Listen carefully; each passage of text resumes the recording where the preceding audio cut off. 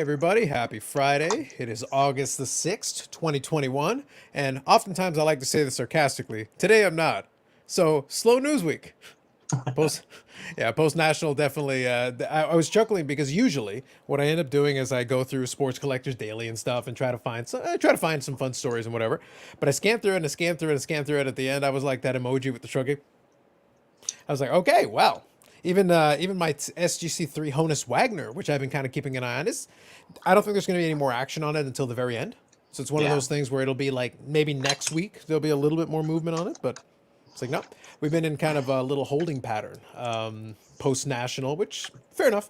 Obviously the content's been coming in, but if you're bored of the national, well then you're not going to be that interested in it. And I don't really want to. That horse is dead. We've already beaten it down. Like we don't need to keep going. Like we got the gist. We got the gist. So there hasn't been a lot there. It's been one of those things where it's like, nope, kind of quiet. And indicative of that, usually I mention that that I record my pickups video for the week, and I usually do that earlier in the day on Friday. There's no pickups video this week. I literally got one envelope in the mail, and I'll lead with that little story off the top. I did get a card in the mail. The problem is the seller sent me the wrong card. So I went and double checked who it was that sent it. It's like, so I have an oversized Michael Jordan. So I've got this one from, I think, 1996. So I have an oversized 1996 from the Jordan collection. Too bad it wasn't one of those tear open ones, boy. Yeah, there you go. So it's 86-87, 3,000 points for Michael Jordan. So that was supposed to be a Juan Soto parallel for my Z Folio, but instead I got an oversized Michael Jordan. So I got to reach out to the guy and say, hey, how's it going? Well, which is worth more? Well, I'm pretty sure, like, mind you, it's an oversized card. But I feel like the Jordan probably is. To be honest, it probably is. I just don't know anything about it, really, because I'm not a basketball guy. Like, it's a cool card. Doesn't belong to me, though. So I haven't gotten around to it yet. I'll take a picture of it, send it to the seller, go, hey, man, this probably belongs to somebody else. They probably got my Juan Soto. I don't know what you want to do, but we'll figure something out. But it made me chuckle. That was all the mail. That's it. That's all I got this week. You did do some videos this week, too, so. Oh, yeah. Well, so the one thing, so quickly I'll grab the comments here just so we're set. Good evening, Yannick. Good evening, Andy. And good evening, RD Cards. But yeah, I would say like this week ended up being pretty quiet, to be honest. And the video made it easier because the card ladder guys did release their card ladder value thing. They announced it. And then I was able to kind of break it down. It wasn't something that I wanted to do on the live stream because it would have taken a little while to explain and kind of go through it. But it's a standalone video. It's good. It kind of gets the job done. But kind of speaking of that, so like I said, this week there hasn't been anything interesting really late. Even that one is like, yeah, okay, it's kind of cool. It's fine. I still think it's not necessary. I outlined all those thoughts in the video. So Korean Cardboard, good evening. Hope all is going well this week. But yeah, but I did see this, and it was very funny given the nature of it.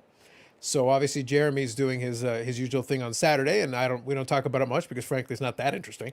However, when it is interesting, I'm a little more inclined. So on the After Hours edition, you got the card ladder guys. Yes, the disembodied heads are still a little bit creepy, a little bit serial killer vibes. Is all I'm trying to say. I'm just not feeling it. Like the floating head thing is just weird, man. But anyway, not the point. The point is, on After Hours, you're going to have Chris and Josh. And it was very funny because I did my video. I was chatting with Chris a little bit about it. I basically said, I'm going to do a video about this thing. Check it out if you get a chance. That way, at least he knows, I want it to be fair. I have a very, very funny. But I chuckled about it because my whole point with it, without spoiling a video that I took perfectly good amount of time on, the point of my video was it's like, I don't see the value in a predictive pricing feature. That's the short version. If you want to know the short version, I don't like it. Not a big fan of the concept. Not because it's not a cool idea as an experiment. If you want to try to figure out ways to do it and you think it'd be kind of cool to see, can we come up with something that could predict prices? That'd be kind of cool to do as an experiment. Go for it, man, with my blessing. But as something you stick there on the tool where somebody who's lazy just sees a big number there, that's not actually what you think it is. It's something else. It's an experiment. It's a little attempt. But anyway, whatever. So good evening, Hockey. The card ladder team looked, I guess, made Jeff Wilson look foolish. Jeff Wilson foolish with the hype of that useless feature. Yeah, I won't, like I said, on the whole, I like the guys, and my dealings with them has always been good. But it's one of those things where like I didn't see the reason to hype it up. Like, what are you hyping it up for? It's an add-on. It's a little experimental thing, and in that video, one of my points was that they've tried to be like a research tool where they'll do this stuff where they're experimenting with these different things, where they'll do the mad scientist stuff, and then also the data analytics tool. If you're paying for it, though you're paying not for the experiments, you're paying for the data analytics. You want to look up your Zion comps or your comps for this, that, and the other thing. That's what you're looking for. You want to pull it up, the thing, find the latest prices, the last couple of sales, because you're at a card show. The theoretical price, hypothetically, on an auction or something, like that's not going to help me here. The dealer in front of me wants $100. I want to pay $80. What have the last couple gone for? That's what I'm actually looking for right now. That's the part I need in front of me. But we'll see. So the good news is I was in touch with him a little bit because I said, hey, after I do my video, I kind of would like to talk about it a little bit more. And we started the process of narrowing down, trying to talk about a little bit about times and everything. And then I saw Jeremy's thing. But what made me chuckle about it is like, great. So you're going to do a live with that? Awesome. You do that. Live chat. Go. Usually I'm not going to direct you, but in this case, go. They're both there. Knock yourself out. I may still do a conversation with them. No need for me to do it live. Direct all your angry chat comments over there. I guess they're looking to add a value-added service, and they need to do that when they have new competition or somebody does something new. They have to revitalize what they're doing. Sure, but it's not a more value added. relevant. Oh, in their mind it is. Yeah. But that's my overarching point is that there are value adds that you can do. There are things you can do to make the data that you actually have more useful. There are ways that maybe make it easier to access, be able to find certain things a little bit quicker. Anything you can do to make the experience quicker so that I can find exactly what I'm looking for, that's all good. That part's all good. You got a collection feature in there, enhance that. Maybe if I like the collection feature, you can make that better for me. Those are things that help me if I'm subscribing. A theoretical pricing tool. I did a demo where I took a real card that I bought at a certain time period and I showed like, because there's only one card under Medano, it's not going to mean anything. Any card I put in there, they'll put the same multiplier. Yeah. There's no context. Yeah, there's no context. So it's one of those things, like it doesn't work. Now, again, I used a very extreme example to make a point. You go take Jordan or LeBron, maybe you're a little bit closer, but my point is the pricing doesn't move in unison. Just because this particular item escalated in price, maybe a rookie or something like that went up like crazy, doesn't mean his fourth year base card is going up that much. That isn't the way that usually works. It's not that uniform. Yeah, or a particular parallel or what have you. So. Exactly. Some of them are gonna catch people's eye a little bit more, and they can go through cycles where maybe this one will be the popular one right now, and then maybe in 6 months it's out of favor. Yeah. But even though the general market on the player goes up, maybe the price on that individual card goes down, and it's not because the card's bad. It's just people lost interest, or the people who already have one already bought one, and they don't need another one. Stuff like that. Yeah. That's normal card market dynamics. That's normal. That's why I say it's not uniform. It's not a one-size-fits-all solution. It's like I said, it's a cool idea. If you want to do experiment, go for it. To your heart's content. I'll be the last person to tell you not to do experiments. Try it out. But it shouldn't be a front and center feature. It's not a, hey, let me promote this feature to you, because it's like, if I'm looking up Zion comps, I don't care, guys. I don't care. Doesn't help me. But thanks. Can you put more cards in the database now? And now that you're done that, can you put more cards in the database? That's the part I actually need. Yes. So good evening, Jeff. And good evening, Dave. But yeah, that was kind of funny. It's like indicative of this week. That was like the big story, which was a non-story. And my point of my video was that it was a non-story. I had to make a video to explain it was a non-story. A non-starter. There you go. Yeah. Well, it was promoted as a game changer. And I literally in the video, I'm like, it's not a game changer. It's the exact opposite of a game changer. The game has not changed. The game is the same. True. But hey, bless your hearts for trying. Hey, give it a go, guys. Give it a go. And I've been transparent about this. So like I said, I've been in touch with him. It's like, I left my opinion there. Anybody who wants to watch it, you can render your own opinion. I'll explain why I think so, and by all means, we'll go from there. But and I'm not doing it to be mean-spirited. Like I said, I actually like them, and I was a bit mean. So what does that tell you? So it's like, it's just honesty, really, more than anything else. You do better. You'll get more out of it if I just tell you the truth. If I think it's a good idea and it has merit, I'll tell you it's a good idea and it has merit. Yeah, when somebody does something bad and you like them, you have to out them really at that. It's you can't live on that edge and play that game. Yeah, no, I'm not going to play politics on that, Yeah. especially when like it doesn't matter to me. I don't have a stake in it, good, bad, or indifferent, but I can tell you what I think, Mhm. and in this case, that's basically what I did. I just said this is what I think, guys. So like I said, for those of you that just joined in, if any of you are curious about that card ladder feature and you want to say, you know, mean comments or nice comments or anything in between, I have the perfect venue for. There you After go. hours, Sports Cards Live. Feel free to go into that chat and do whatever you want. Whatever you want. That's the Anything fun. you like. Jeremy likes audience participation. Go ahead. Yeah. Over there. So if I do end up doing a follow-up with Chris from Card Ladder, like I said, I'm still going to be in touch. I'll reach out and we'll try to do something. If I manage it, then we'll see if the scheduling thing is easier. I may just do a pre-record because I'm still working on that audio version. I like doing that audio podcast thing from time to time. Mhm. That would be a nice first interview on the audio piece. I could try that.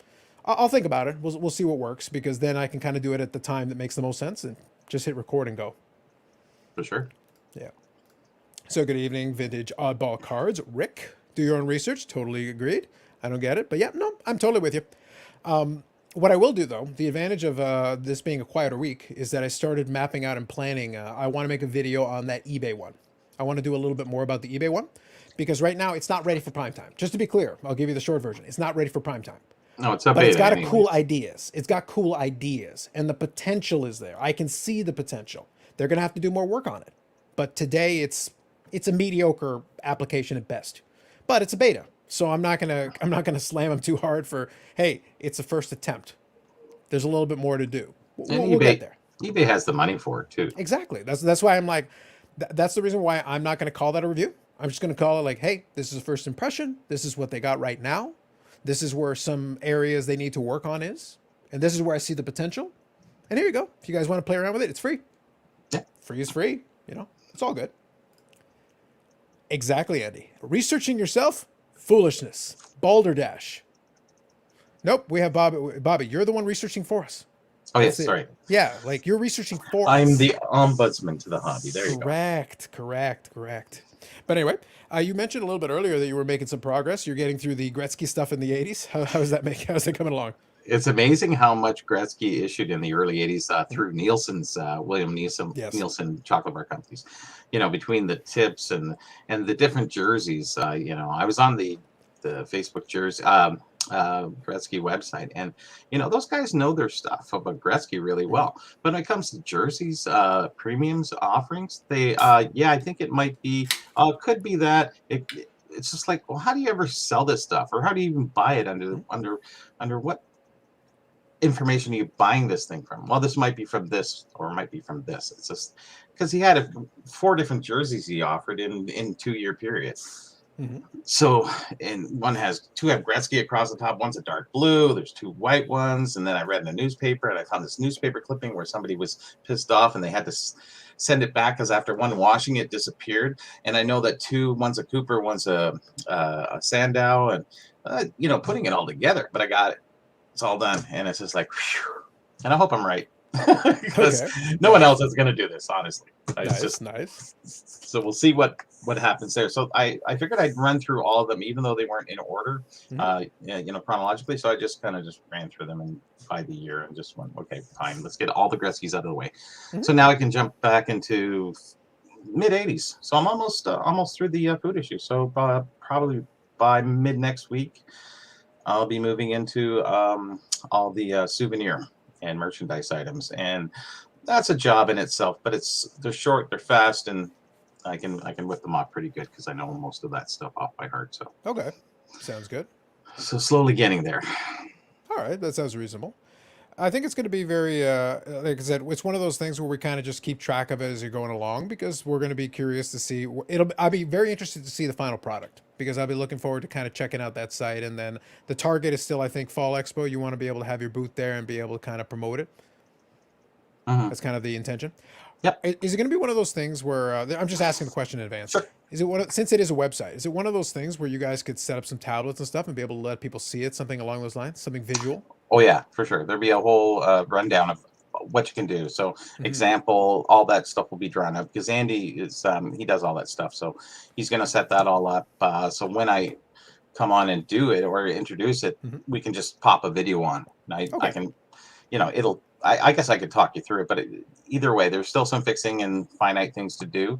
I'm using it right now. I go back and I look and I go, okay, I got to change that. Okay, I got to change that. So we're going to have to go through this all again, but just going over it, and we're going to go issue by issue and then make sure everything is okay. So then I can just send them any errors or any little mistakes. I can just send them extra pictures and go, okay, put that in right now. Boom. And he can do it right away. So, and then we're going to go through it. Then we'll test it all, make sure there's no, and we've been testing it for the last couple months, really. I've been going on and doing search, saving. You can save anything and everything. It's so detailed. It's beyond me. It's beyond my collecting abilities. It's like, okay, the things that this can do is just not needed for me. Well, I'm different anyways, because, what I collect it's easier to keep in my head because I know every issue. So I'm pretty good that way. Yeah, I think that's one of those things where something like that, a demo is usually good, even if it is a video or something, just to show off. Because sometimes people can't visualize it. They go, "Oh, it's a website." It's like, no, show them a couple of things, move around a little bit, stuff like that. Demos are. That's the reason why I like doing the little screen share thing. Just show people what it is. Click on some stuff. It's easier. They can't visualize it. Now, one thing I'm going to do, guys, we'll just hang out and chat a little bit. That part of what I mentioned earlier, I was serious when I said it. I was looking at it saying, all right, we're scraping the bottom of it. So 2 things. Number 1, we're definitely going to be kind of, Bobby and I are going to sit here and chat, but we're going to kind of lean on you guys. If there's something that you would like to talk about, something you could chat about, go for it. Sooner you put it in the chat, the better, because then I can catch it and we can read about it. Second thing, I haven't done it in a while, so why not? I think I'll have a little fun. I'm going to put this up because nobody ever takes me up on it. They don't have the guts. So what I'm going to do is I'm going to put the link in the chat and I'm going to pin it. All right. So if you want to come on and chat for a little bit, you don't have to do video because StreamYard lets you be a disembodied orb. You can be a talking orb if you'd like. You're more than welcome to do that. And then you can just come on and chat about whatever. So we can definitely do that. Perfect. So I will open it up to anybody who wishes to partake. Otherwise, it'll just sit there pinned in the chat thing. So there you go. You got it. One other thing I'll do real quick, since it's there. Like I mentioned, no pickups this week as far as the mail, but Ship My Cards is starting to get my stuff, so I will get a shipment hopefully for next week maybe. So there'll be some cool stuff in there. I ended up finding a Grail card, Bobby. One of my 90s Medana Grails. It literally showed up on the eBay email this morning. Was it a 1-of-1? No, it's not a 1-of-1, but it's one of the in the late 90s 1-of-1s. Believe it or not, I've had an easier time finding 1-of-1s than this one. Wow. Yeah, because the last one that sold was 3 years ago. And then before that, it was 4 years before that. And then 4 years before that. We'll check that on Card Ladder's thing and you'll be able to find it. $27 billion. Yeah, might as well be that much. Exactly.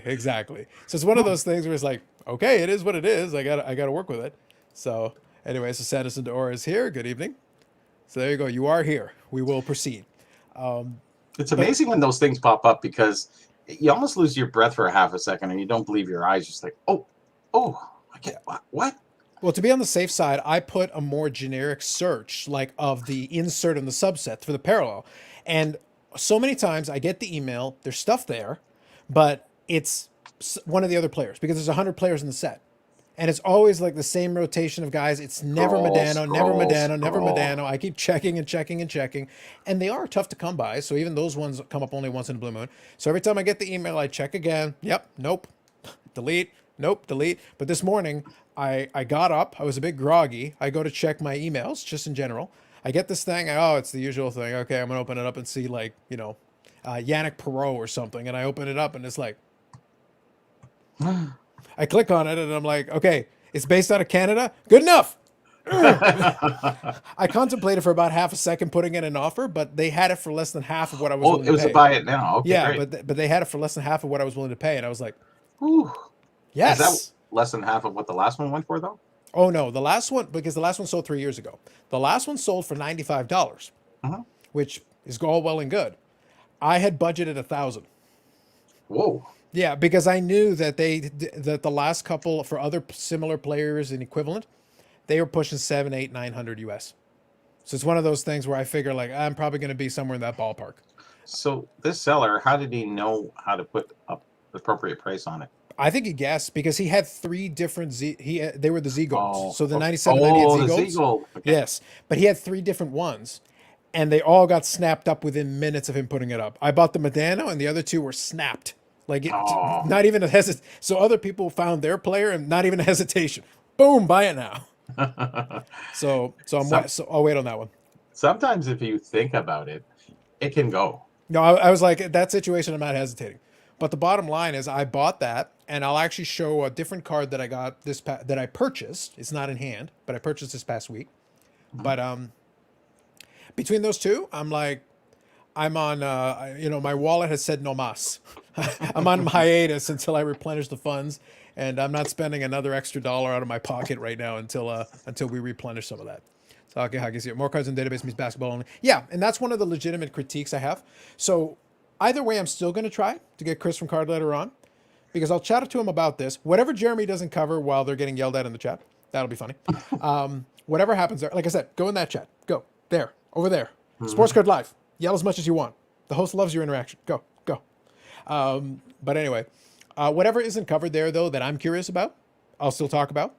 And the other thing is I'm going to talk about the tool a little bit, because my point, it still leans basketball heavy, which is all well and good, but the database isn't big enough. You need variety. You need to cover, like I said, I know we love hockey, and obviously that's a big thing here, but you got to cover some baseball for some of those folks, because some of those baseball collectors have been collecting for decades. Throw them a bone, make sure they've got coverage, because in my example, I pulled Juan Soto, and it was just multiple copies of the same card. It was like a third of his stuff in the database was variants and parallels of the same card, or the PSA 9 and the PSA 10. Those are 2 cards. And I'm like, that doesn't really count, guys. It's the same card. I understand you have to profile them separately because they've got different price points. That's true. But it's like, I don't count those as individual cards, really. It's technically one card. Yeah, and we're in a world of diversity now, right? So why not? Yeah, but you need some room, because imagine I look up, imagine he starts getting hot again. And all of a sudden you're like, oh, there's a bunch of cards that it's like, but why isn't this card in the database? Why isn't this card? You're going to have all of a sudden a bunch of questions. Like, I can't look all this stuff up. It's like, I got to go to one of these other tools anyway. So it's like, you're not serving a big enough swath of the hobby, and it's leaving some folks in the cold, which I understand. But at the same time, you got to understand that that's going to hold you back. It just is. But now that is the big swath of the hobby. Sure. Yeah. Oh, this will be interesting. So we got a special guest, ladies and gentlemen. First time caller. Oh, even better. Sanderson to Orr. This will be interesting. So we you got to mute us. How's it going? First time caller. Hey guys, how you doing? Sanderson to Orr. Going good. You're gonna have to mute us because I can hear you. How's it going? I can hear you twice. In the background. There you go. How's that? Much better. Can you still hear us? Okay. Can you hear us? All right, so I have to go get some. Yeah, get some earbuds, and I'll bring you back. It's all good. We'll keep you here, but you can come back. I'll bring you back. He's in, he's out. Yep. Yeah, he's still there, so I can bring him back once he gets his earbuds in.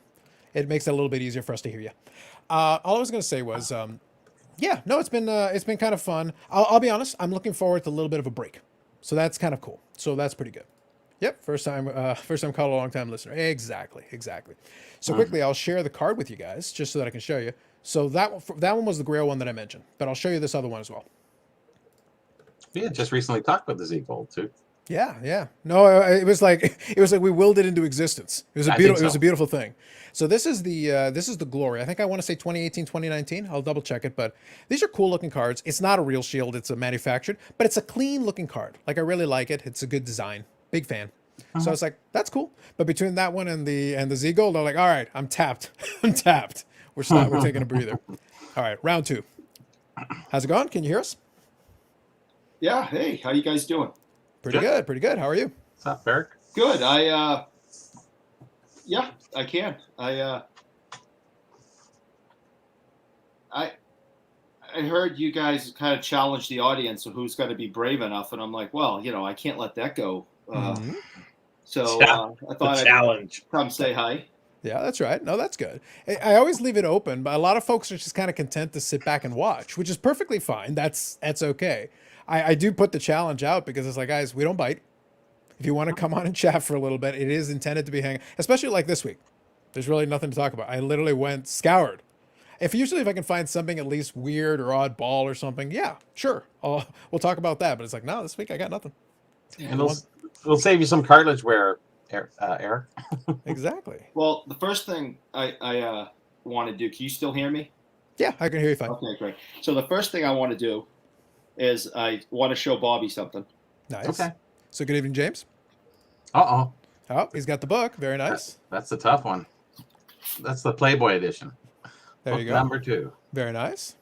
So all these times that I've been, typing in and telling you that I'm a fan and I really appreciated, these books, and I constantly are referencing them, and I can't wait to, for your new one to come out online, and I absolutely are going to sign up for it. I don't think when I'm deep into the hobby and really focusing on the hobby, I don't think a week goes by that I don't grab one of these books.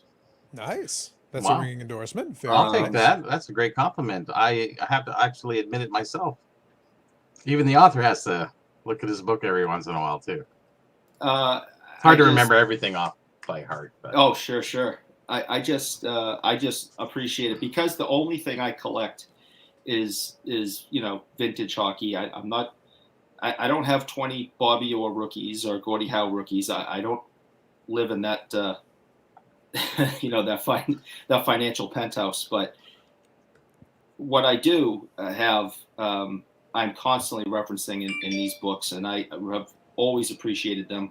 I remember when I first saw it at a show, I think I paid the guy $70 cash and walked out with no cards. And I had this book, and I didn't need cards that day. And I don't think I put the book down for 3 days. $70. Was that in the U.S.? Oh, yeah. Wow. Yeah, right outside of Boston. Oh, that was probably Gabe. I forget the gentleman's name. He said he knew you. Beantown accent, very heavy, thick. It was a few years ago now that I got the Playboy edition. But I gave him $70 cash, and he said he had one more at home, and that he did a little work to help you out, and and he knew you. And I'm like, absolutely, hit the $70, and I walked out with no cards and happy as a pig in mud. So, and it's the best $70 I ever spent in the hobby. Yeah, that's Gabe for sure. He's a great friend. I've known him for 20 years. He is so funny. He's got the biggest, thickest Beantown accent. Hey, Bobo, what's that? And he talks so funny. It's just amazing. I had friends from all over. You have Michigan and Detroit, Pittsburgh. Everybody's got a little bit different kind of accent, which is kind of funny. So, are you from Boston yourself? I'm 20 minutes north. Okay. So if I start talking quicker, the R's disappear. If I talk at a reasonable pace and I'm concentrating on the words I want to use, they stay. Gotcha. But I start getting excited and talking really fast, they vanish. Like a magic trick. No, that's fair enough. Good old accent at work. Very nice. Yeah. But no, I'm glad you did take us up on it and come on. I've tried. I kind of ventured away from doing the link in the chat for a while, because we had some fun with it for sure. But it was one of those things where it's like, all right, I kind of need to vet the people that come on. But when it's a little quieter and it's like, all right, we're just sitting here chilling out, we're hanging out, and it's like, all right, go for it, kids. I got the kill switch. Do your worst, and then I'll just remove you. It's fine. I'm not worried about it. I went to the post office this week. I've never had a passport in my life. Never needed one. Okay. When I've been to Canada in the past, sadly it was before 9/11. All I had to do was show my driver's license at the airport, in and out of Toronto. So it's been a while. Married, kids, you can't go world traveling as much. I have applied for my passport. I paid some extra dollars to have it expedited. If the expo is going on in Toronto, I am hoping to be there. Wonderful. Yeah, I think it is. As far as I know, it's a go. Before we were at a percentage, 60, 70, 80. I think we're almost like 100% now. We've been pretty good. I will say that we've done a good job. Like I said, my indicator is, and like I've joked with Bobby in the past, I'm one of the laziest people in the world, and I really wasn't in a hurry to be like, I'll go, because initially they did very disastrously the rollout in my area. They just did a very poor job. It wasn't that they didn't have anything. It was just that they had systems in place, and you apply here and you do this, and then I think you do a barrel roll and a hula hoop, and you play with a hula hoop and jump through a flaming hula hoop, and I'm like, no, that's idiocy. That's dumb. I'm not opposed, but don't make this more difficult for me. I agree. So it's one of those things where it's like, the good news is, once we started working from home, I'm like, I'm actually very content working in my home office. I really don't need to venture out too much. I have no problem wearing a mask when I'm doing a direct errand. I'll go from point A to point B. So it's easy for me. So I go, my parents who need it, I go, hey, you guys go do your thing. My brother works in retail. He's surrounded by people. You need to go take care of that, pronto, because you need it more than I do. I'm working at home. I'm good 99% of the time. But then it's like, all right, we got to the point where I just went and filled in the simple thing. Enough time had gone by. I went in and filled the simple thing, the pharmacy thing. They sent me an email. Hey, Carlos, we can set up your appointment. Pick your time slot in your day. Beautiful. Waltz right in, hand over the paperwork. All right, hang here for 10 minutes and we'll take care of it. Done. 20 minutes and I'm out the door. Beautiful. Did you got your first shot already? Yeah, that was the first one. And then the next one, I'll schedule it in the next couple of weeks here. And then I should be right on with time to spare for the expo if everything goes according to plan. Yeah, you should. Did you have anything? Just a little sore arm. Just tired. Everybody just has tired that, the first. yeah. Yeah, just tired the first day or so. Real easy. Not too bad. It's one of those things. I just took it easy, and a couple of days, bang, 100%. Great. Yeah, I didn't feel tired or have any type of effects except for the sore arm, which I've had for other booster shots in my life. So it really was, you stick a piece of metal and you jam it into a muscle, it's going to hurt. It's a foreign object. Yeah, it doesn't belong there. Mm-hmm. Come on, you know that about wrestling, don't you, Carlos? Foreign object. Hey, listen, good old foreign object. Many fortunes were made. Now, one more thing, real quick, just because it's good to remind. I can see there's a bunch of you guys still watching, hanging out. If you guys, like I said, you want to chat about anything in the chat, just let me know. More than happy to engage you guys as well. I'm not ignoring you. You just have to let me know in the chat. Sometimes it's good to be like, sometimes they're so mesmerized. They're so enthralled. And it's like, no, you can participate too. You're welcome to join in the conversation. Eric usually dominates that, so that's why. Hey, there you go. Exactly. No, I've had I give you a very brief synopsis of how I became a weekly participant in your program. Sure, go for it. My other hobby besides card collecting is pretty extreme mountain biking. Okay. And sometimes things don't go as well as you hope, and you end up in bed for a month. And when laying in bed for a month, you got your laptop and you start trying to kill time and you start looking at cards again. I didn't start cards again because of the pandemic. I started cards again because the entire month of March I was extremely bored. Mm-hmm. So I started looking at cards and I started looking things up with, and next thing I know, there's YouTube and there's Clubhouse, and now I am completely immersed. I first time ever I have an Instagram account. Mm-hmm. I've never had any social media. I've done that on purpose. And I've really enjoyed getting into the hobby this way. And I'm 47. I've been in the hobby since the mid 80s. Mm-hmm. I have never had friends that were interested in it with me. I would only be able to talk about it if I was at a card show or the local card shop to people who were interested in talking about it. And then, you come home and you show your girlfriend, fiance, wife, and she, oh yeah, that's nice. Mm-hmm. Sure. So since March, I have developed this whole new world where they're excited about this. I'm excited about this. We can go back and forth, ask questions, show off what you knew, your new card is that you got in the mail today. And I'm like a kid in the candy store. I've been waiting since 1984 to be able to talk to somebody about this hobby and them care about it. Mm-hmm.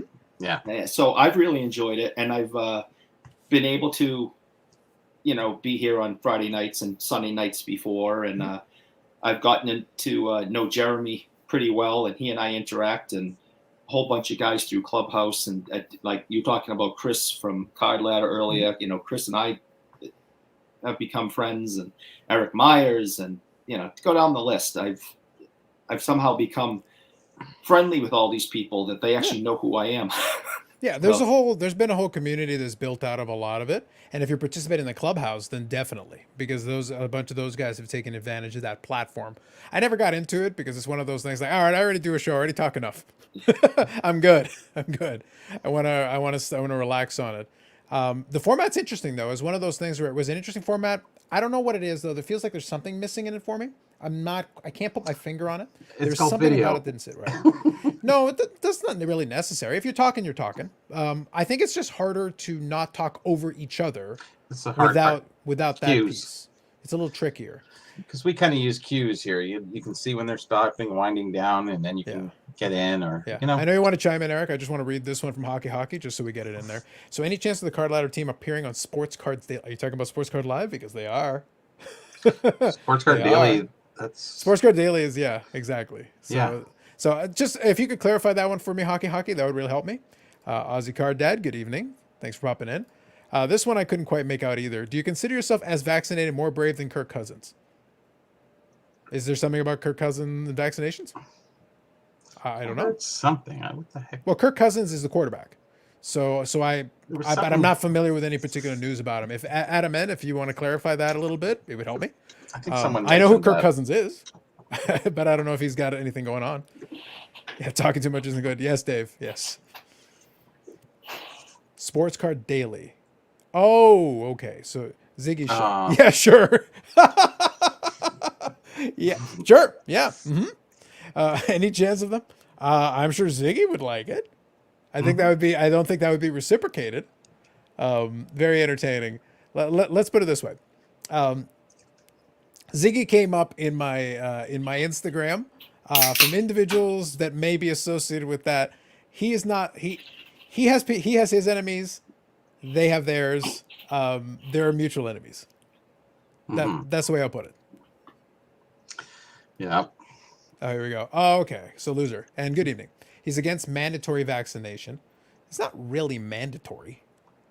It's one, but it's one of those. Yeah, it's one of those things where like you don't have to, but it's one.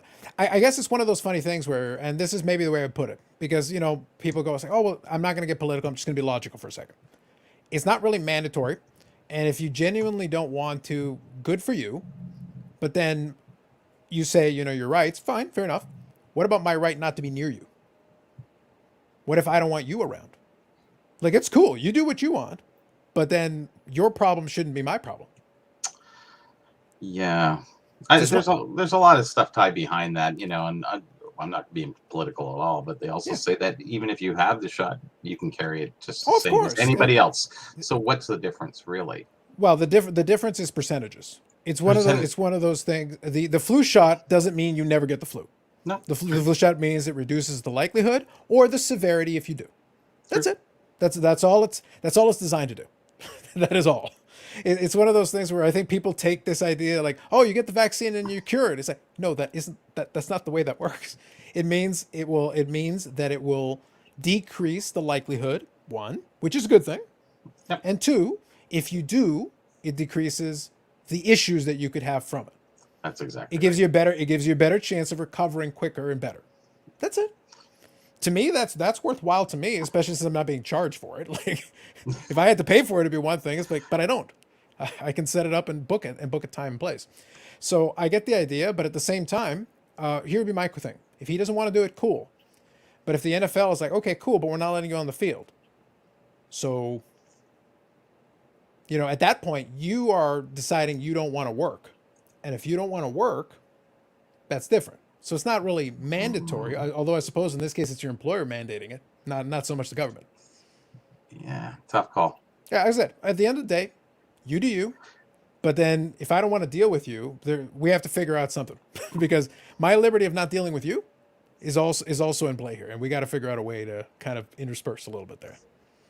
So anyway, Eric, you were saying, I'll cover Dave's comment in a second. You wanted to interject there a second ago?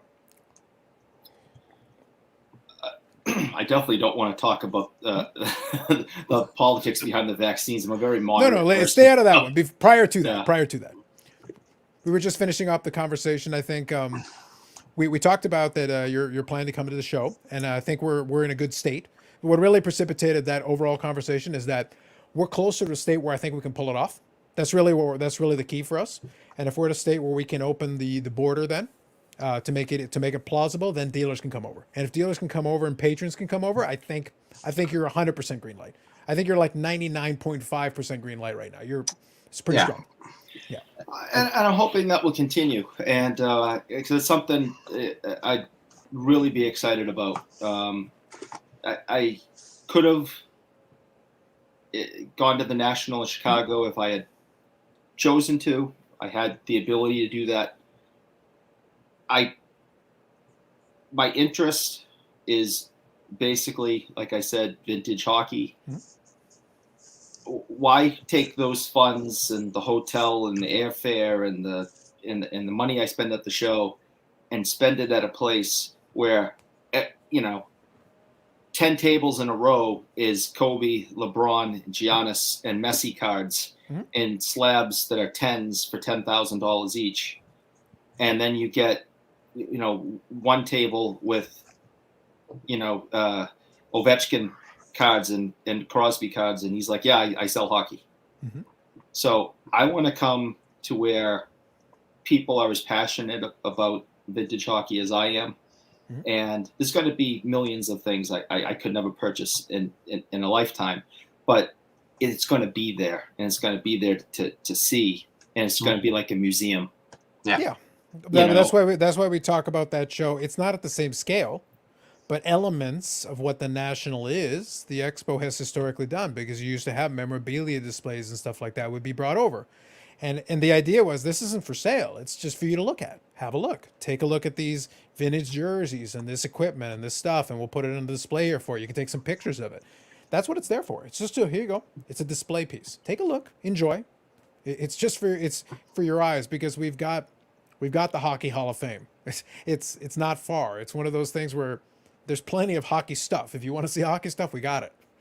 I was the first one in and the last one out. When they had to throw me out of the place. Yeah. I spent the entire day. I didn't stop. I didn't eat. I was the first one out the door in the morning, and they had to throw me out the door at the end of the day. Yeah. The Hall of Fame. Yeah. Oh, yeah. It was awesome. It was very funny because, and I think you would have gotten a kick out of this, Eric. Here's what I would say to you.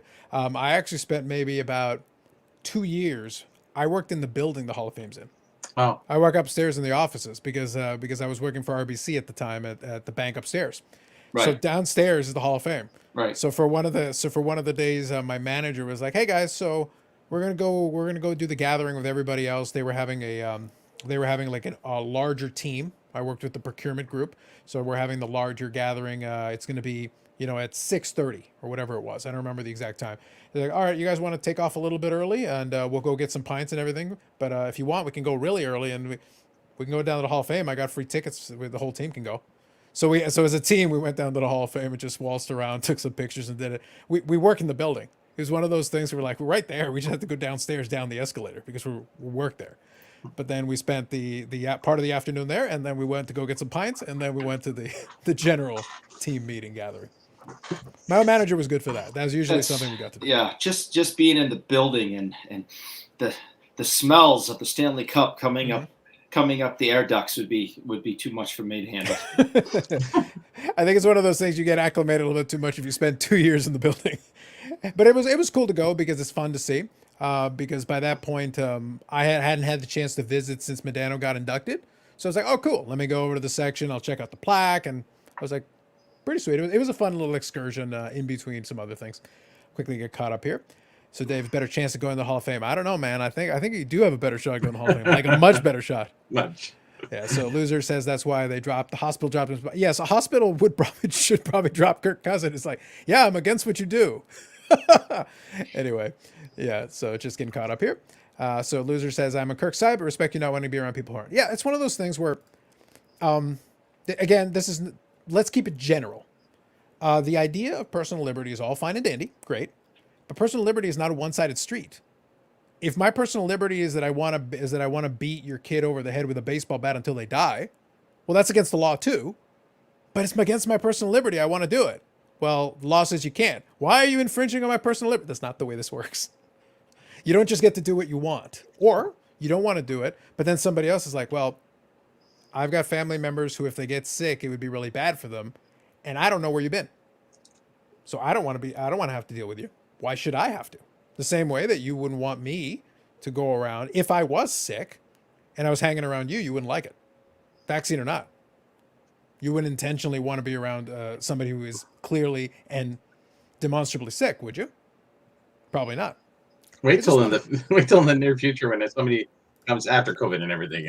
Somebody goes into work with a cold and somebody's sneezing and blowing everyone will be like, oh. Oh, we had that right at the tail end before the office shut down because I was working with Canadian Tire right at the tail end. Yeah. Because the week that they decided, hey, we're all going to work from home now, it moved quickly. Because at the beginning of the week, the board of directors was meeting to try to figure out what they wanted to do. And then by the middle of the week, I was looking at my options because I have family members that are very vulnerable. And in order to get there, I had to take the GO train and the TTC down. Well, the TTC is packed during rush hour. So it's one of those things where it's like, it was still wintertime, but it was still kind of cold weather. It was still around March. It still was kind of cool that year. But I was like, okay, I'm comfortable because if I get sick, I'm going to be at home myself. I have a built-in quarantine, not a big deal. But then I have family members who have vulnerabilities, and it's not that great. So I was asking them, hey, would it be all right if I worked in the Oakville office? Because we weren't sure if we were going to be working from home or not. It was still up in the air. So I said, we got the office that's way closer to me. It's a lot easier for me to just hop over one station over. Shorter trip. I'm spending less time out on the train exposed to a bunch of people. Could we do that? And we had actually started talking about that. But by the end of the week, they're like, hey, grab your stuff. You're not coming back on Monday. Okay, then. Yeah. So it zipped very quick. Very quick. Yeah. So Ozzy Card Dad here just says, I've enjoyed your data tool discussions recently, Carlos. Unfortunately, they're not for me relevant. Yep, I totally get it. For one, I don't collect liquid cards, and second, they're based off sales in the U.S. for the most part. Absolutely. And I rarely buy from the U.S. and conversion rates make it tricky for comps. And that's perfectly fine. My recommendation to folks when it comes to those tools, like in all seriousness, I say this to everybody, you don't need them.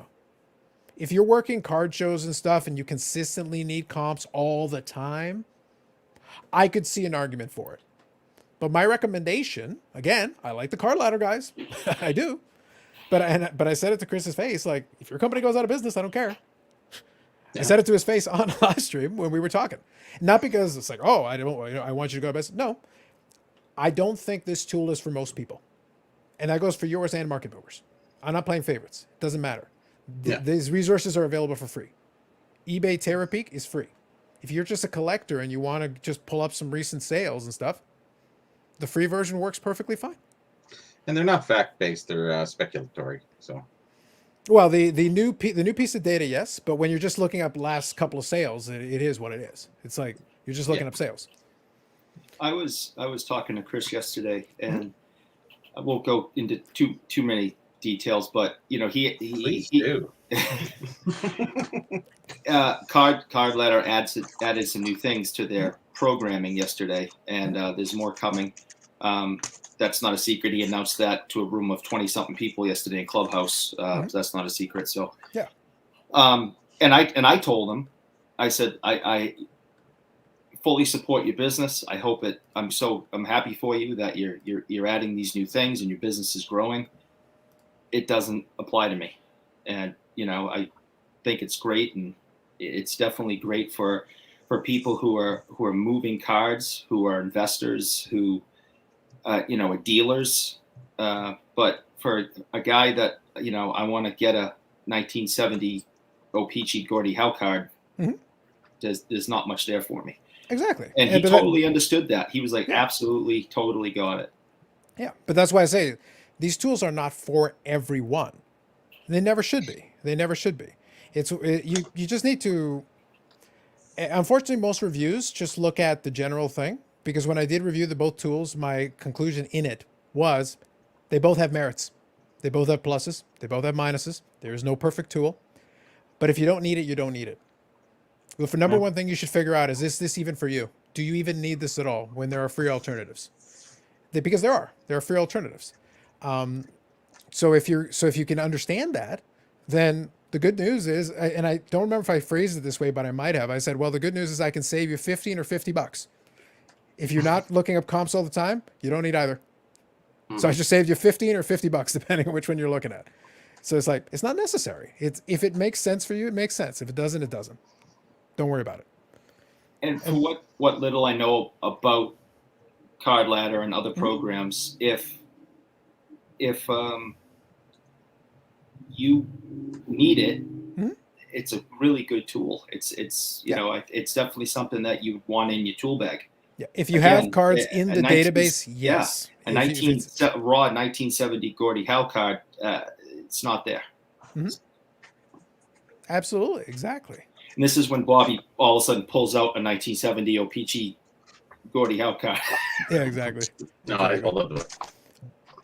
Oh, Bobby's freezing up a little bit. There's too much excitement there.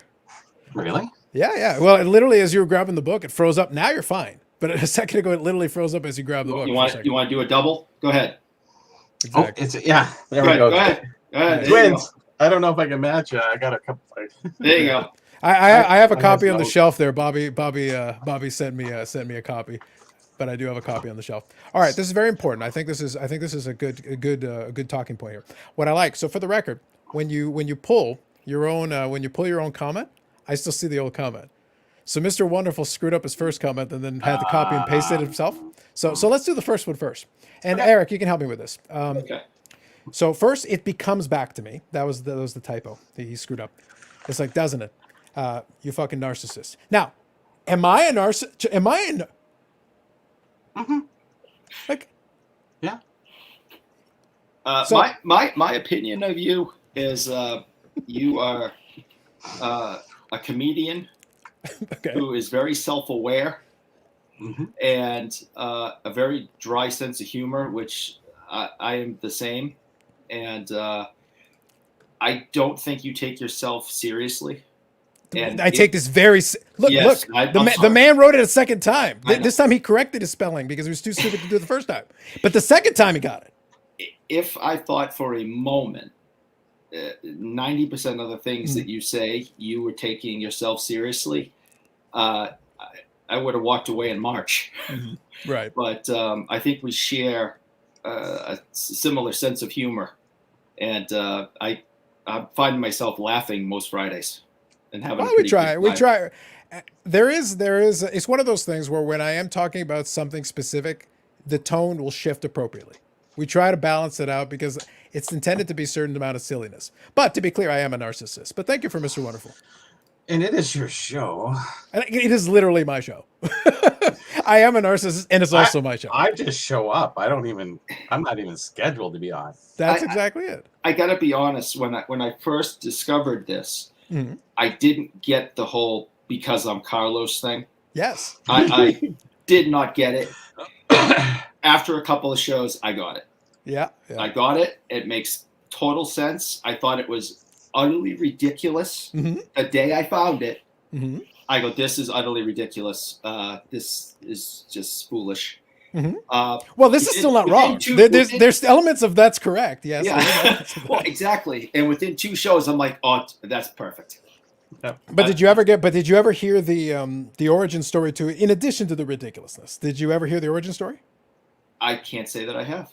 Okay, so some of you I know have heard this already. I'll keep it quick.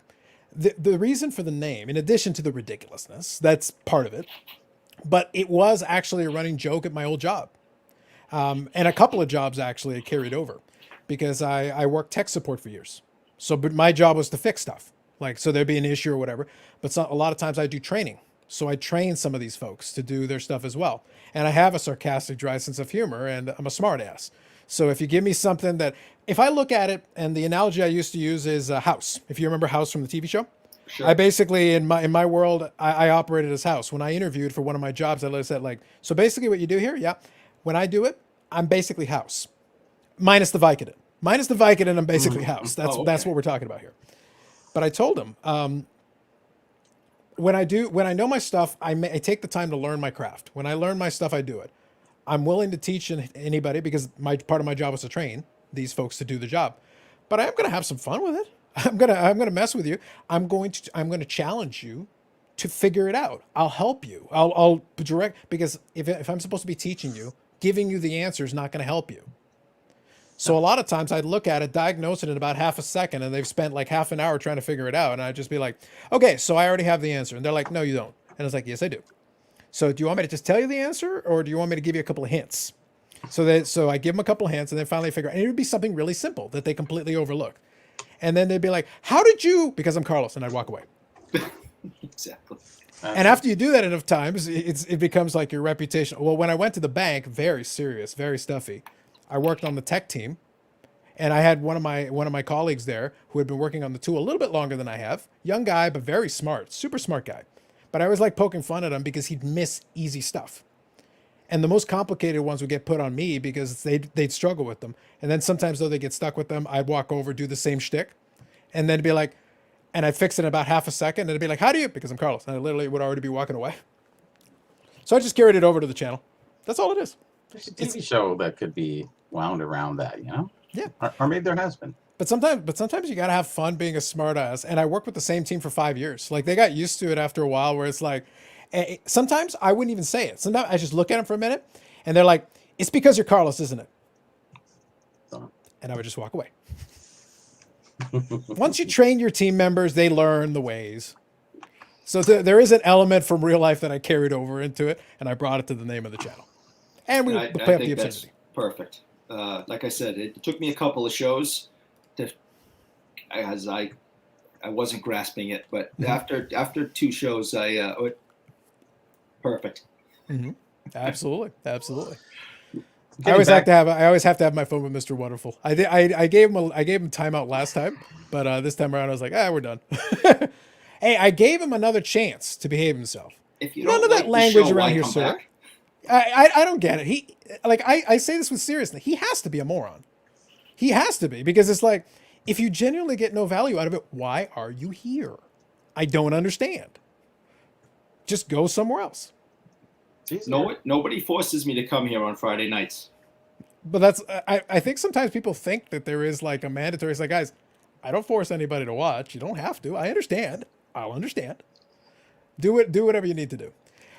So what are you guys' thoughts on alt? So this is one of those platforms. I've looked into it a little bit.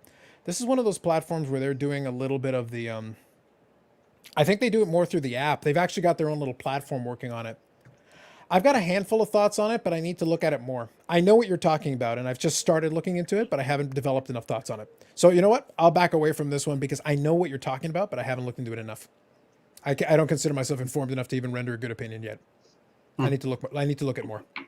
I will back away when I don't have a good enough opinion. I need more information. I have no idea what it is, but Thank you for bringing it up, Hobby Champs. I had completely forgotten it. It had fallen off my radar. I need to look into it some more. Carlos, and that's a perfect example of why I like Clubhouse. I don't have a clue of what he's talking about. Mm-hmm. Okay, you go into a room with 25 guys. 5 of them know exactly what he's talking about and have an opinion on it, and will teach the rest of us. Mm-hmm. And that's what I've been getting out of Clubhouse, and that's what I've really been enjoying. And hearing stories, from people from all over North America, and you guys know that Eric Myers is in South Korea. He's so cool, yeah, Eric. So he's up at all. He's a smart guy. He's a smart guy too. He's a smart guy. He's thoughtful. He's thoughtful. And his story is phenomenal. I can't say enough about how much I admire all that. Yeah. So he's a great guy. Oh, that sounds good. So as a card dad here says, I feel the data tools are for dealers, flippers, and newbies to the hobby, not the majority of collectors. Yes. That might lead to my new name that I have for the new people in the. Okay, so we'll get it at the top of the hour. I think that'll be good. So Jeff Sayers says, Eric, your display setup looks great. So compliments to you on the display. Jeff likes it. Thank you very much. It's a goalie stick there, sign. That is a Reggie Lumlin game used stick, nice. Signed, and some of his statistics on it that he wrote for me. Oh, I get it. And he's friends with the local dealer, and I've become friends over the years with the dealer, and he called Reggie in to sign it for me. And then when it was ready, my buddy tricked me and called me and handed the phone to Reggie. Mm-hmm. And Reggie is on the other line when I say hello.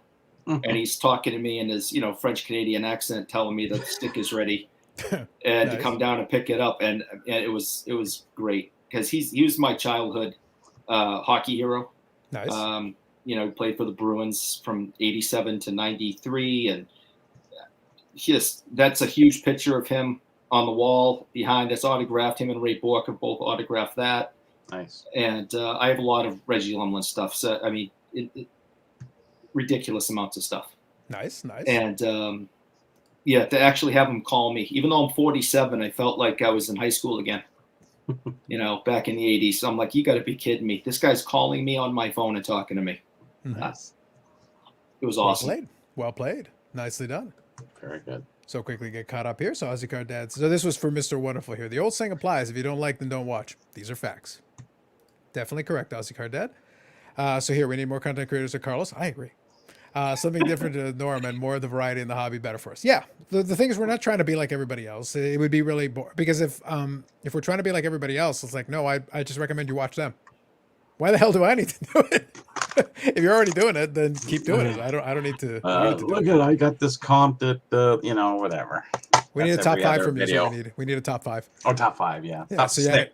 So Yannick had to catch the last 15 minutes of 1.5. So Kevin Larry's stalking. Yes. And unfortunately, he's not on my financial level, so I had to boot him. He's just not on my level. Ta-da. He needs to keep working at it. Bobby, don't think I didn't see that. That was a Ray Bork Record Breakers card, rookie Record Breakers card that you threw up real quick. Oh, quick eye on there. Yes, for sure. That was right. It is a what? You gotta move it over a little bit because the logo is directly in front of you. Yeah, the stupid because I'm Carlos things in there. Oh boy, that's nice. Good feed. There'll be more merciless branding to come. Do not even think for 1 second that I am done with the merciless branding. I have yet to begin to shamelessly promote myself. I'm surprised I don't have the logo floating on my face while you're having me on. I'm trying to get the StreamYard guys to give me this technology where I can just put it anywhere on the screen that I want. Wouldn't that be awesome? Yeah. That'll be the next thing. It's like if I don't like what I'm seeing, it's like that's it. Boom. Somebody puts a Mike Trout card on the screen. Boom, my logo gets popped on top. Yeah, done. That's the way you do it. Sounds good. One thing I'd love Bobby to see is, and I don't want to take up any more time than necessary. No, right now today I will tell you that we are 100%. By the way, chat, if there's something you want to talk about, say the word. You got to chip in. Mm-hmm. Bobby, I've talked to you online and things about the plates, the ashtray / candy dishes / plates. That's up on the shelves, on the 2 shelves, the entire collection of the Bruins that came out. And then I also have the Gordie Howe.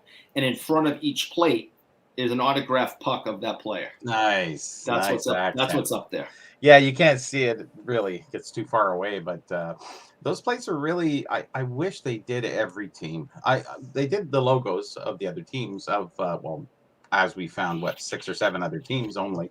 But if they would have done like all the teams, like the Leafs, it would have been great in 72, 73 to have all, at least maybe the original 6 teams or whatever.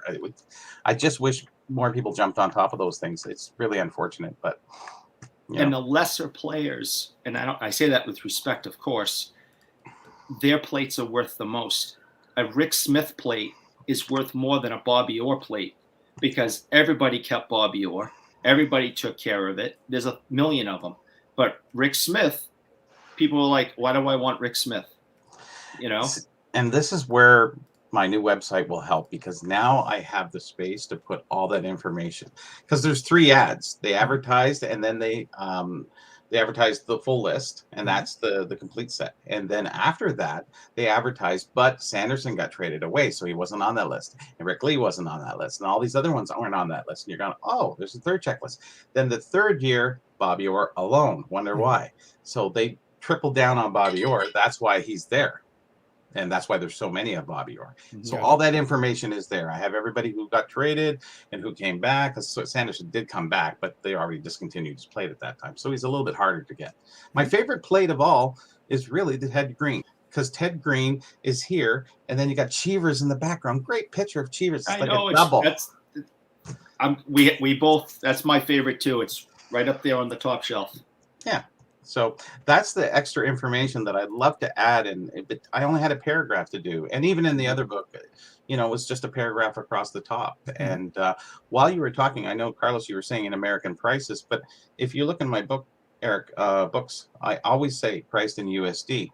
All items are priced in US funds, because I always found that the Canadian was fluctuating too much. So if we used USD, it was the base price. So I figured, why don't we just do it that way? Yeah, it makes a lot of sense.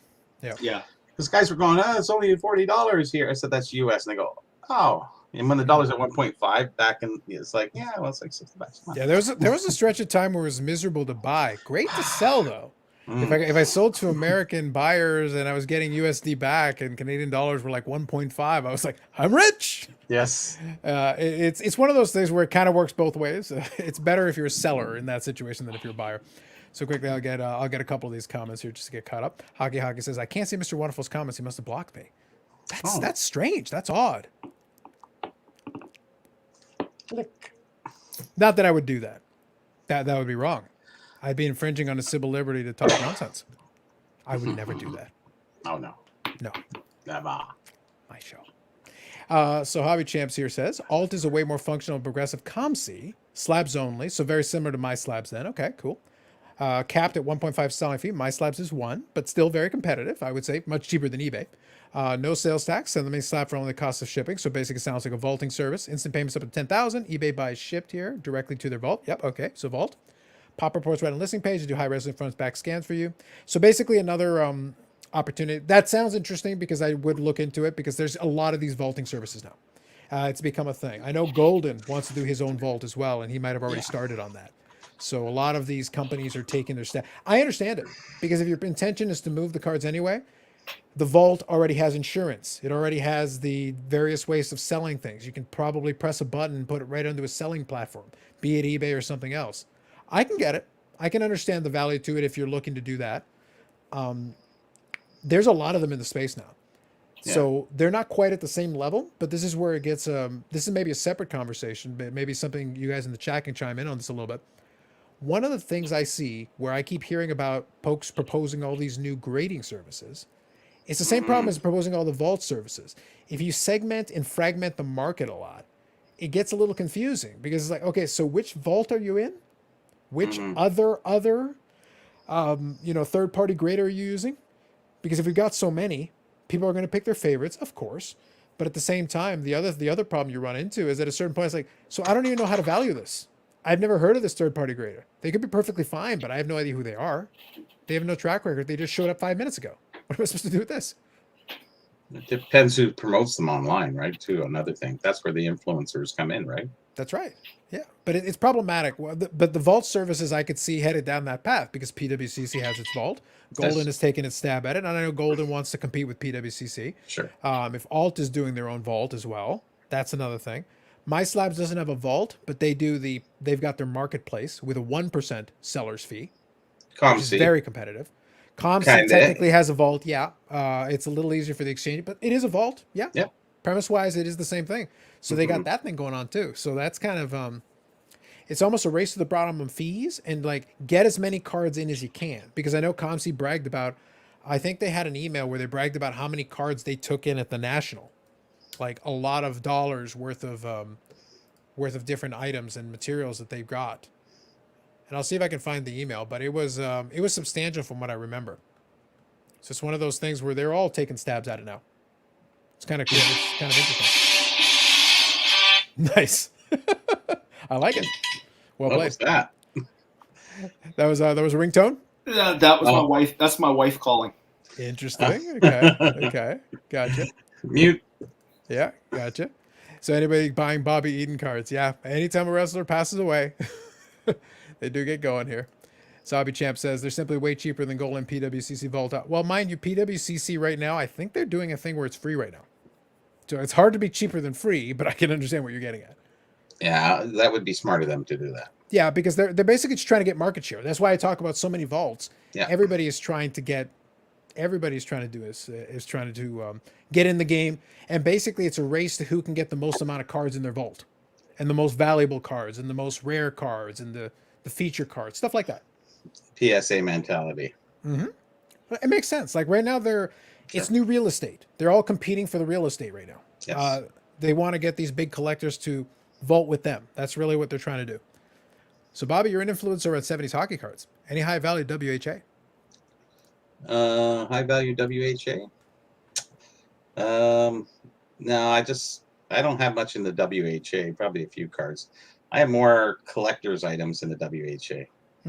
AHL, WHA, all those different. I like some of the minor league stuff. You know, they have like from the 70s. You have bottle openers that are made of metal. They have a stick in it. Oh, that's great. They're really kind of cool. So it's a paperweight. This weighs a pound. I believe if it's metal, yeah, I believe that. Yeah, it's cast metal. So you know, that's the Rochester Americans. Yes. Okay.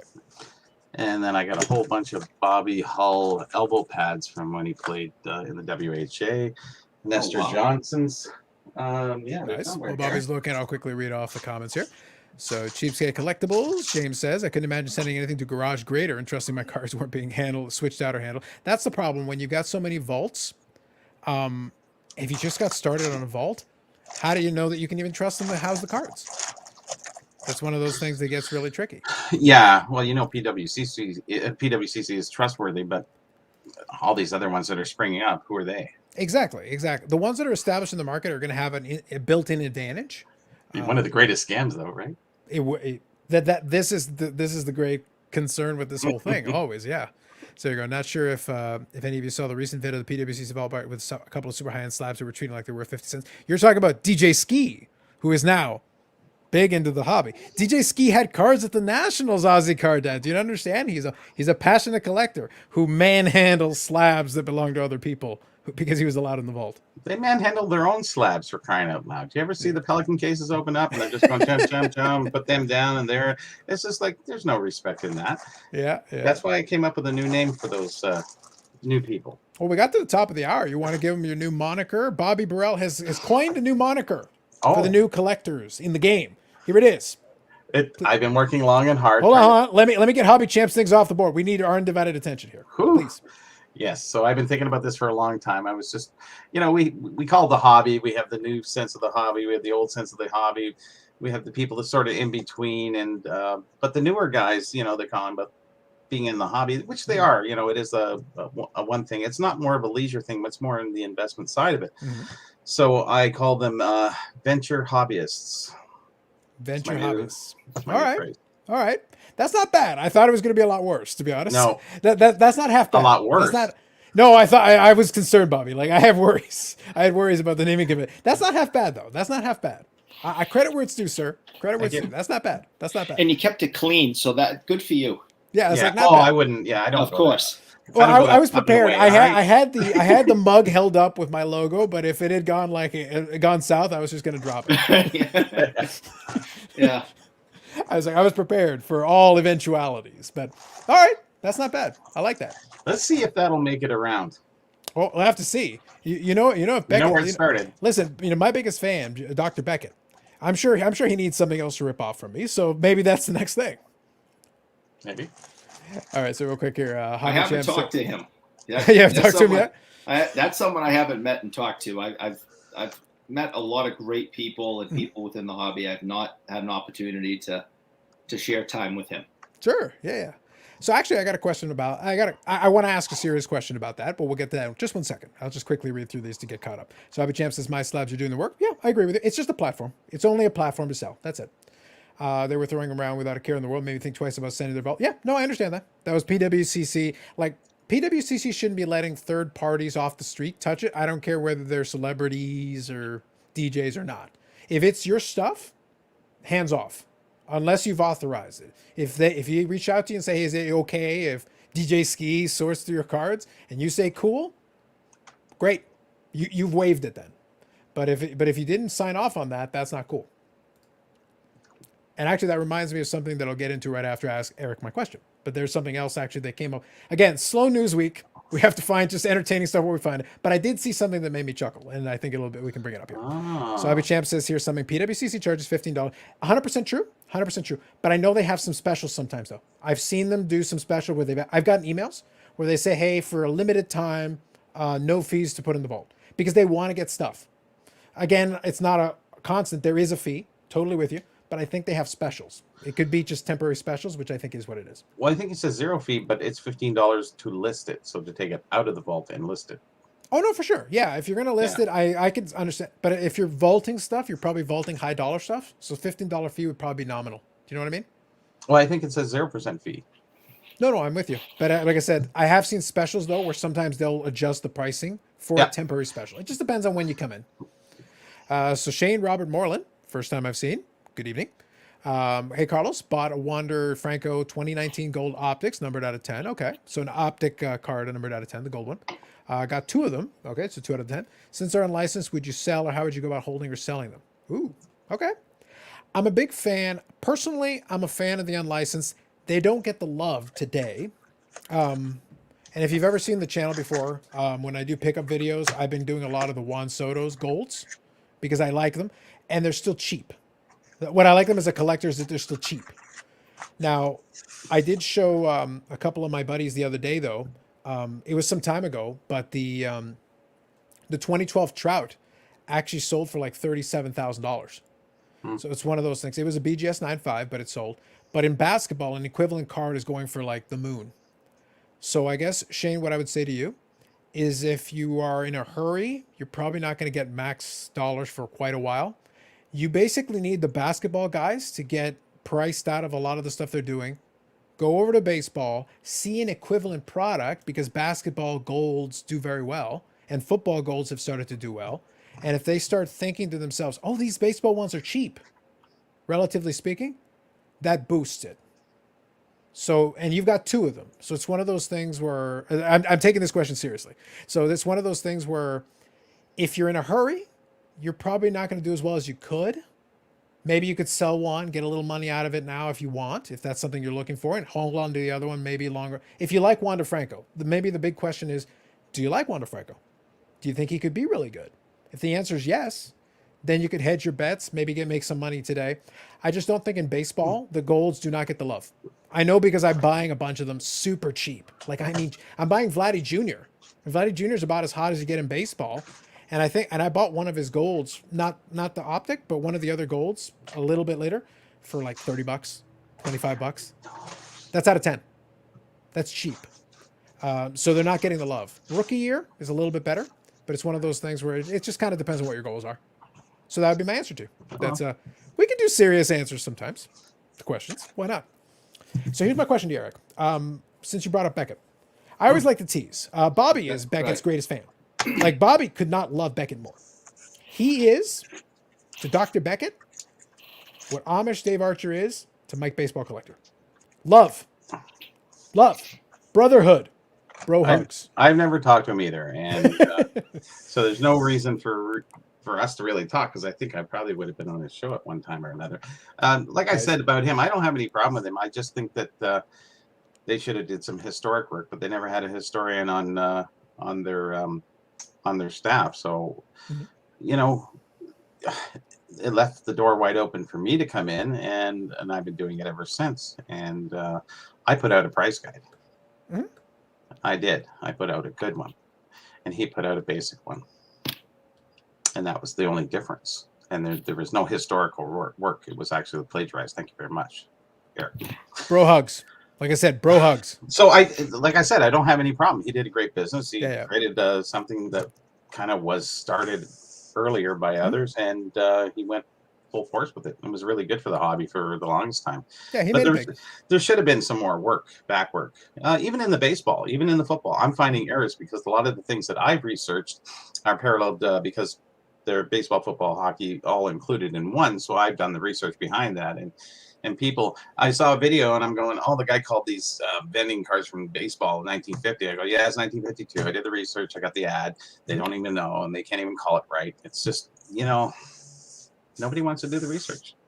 They just think everything is set, and that bothers me because people still call the wrong stuff on eBay. Like if it's a Post cereal and we found out that it's General Mills, they'll still call it Post. It's been 10 years. It's been 15 years since and I rectify things then, and people aren't changing it. The reason why they don't is because they know the mentality of most people don't want to change, or they'll put both the names in the title or something, just to cover their bases, because, it should change like that. But I guess not everybody has my book. So, well, part of it also is that if we're talking hold it Beckett, up though, again? is that part of it is that they developed that infrastructure because of one of the podcasts Beckett talked about it. They built this database custom from scratch, and now they're kind of stuck with it. They would have to completely overhaul the thing in order to fix. So it's not like whereas you have developed your own method where if you needed to tweak something and do it, if you wanted to, you could go through it and fix it. They built this database where it's like, okay, so all we got to do is reprogram everything. It's like, but can we extract the data out of this and reformat it? Actually, no, we made this proprietary, so it's not easy to extract. Oh, I see. So you weren't thinking for the future, were you? Yeah, well, basically that's what happened, is that a lot of the structure of when you go look through the Beckett database, the way they structure their brands and their sub-brands, their inserts are very awkwardly named sometimes. It's based on the way they built that database. It's just the way they designed it.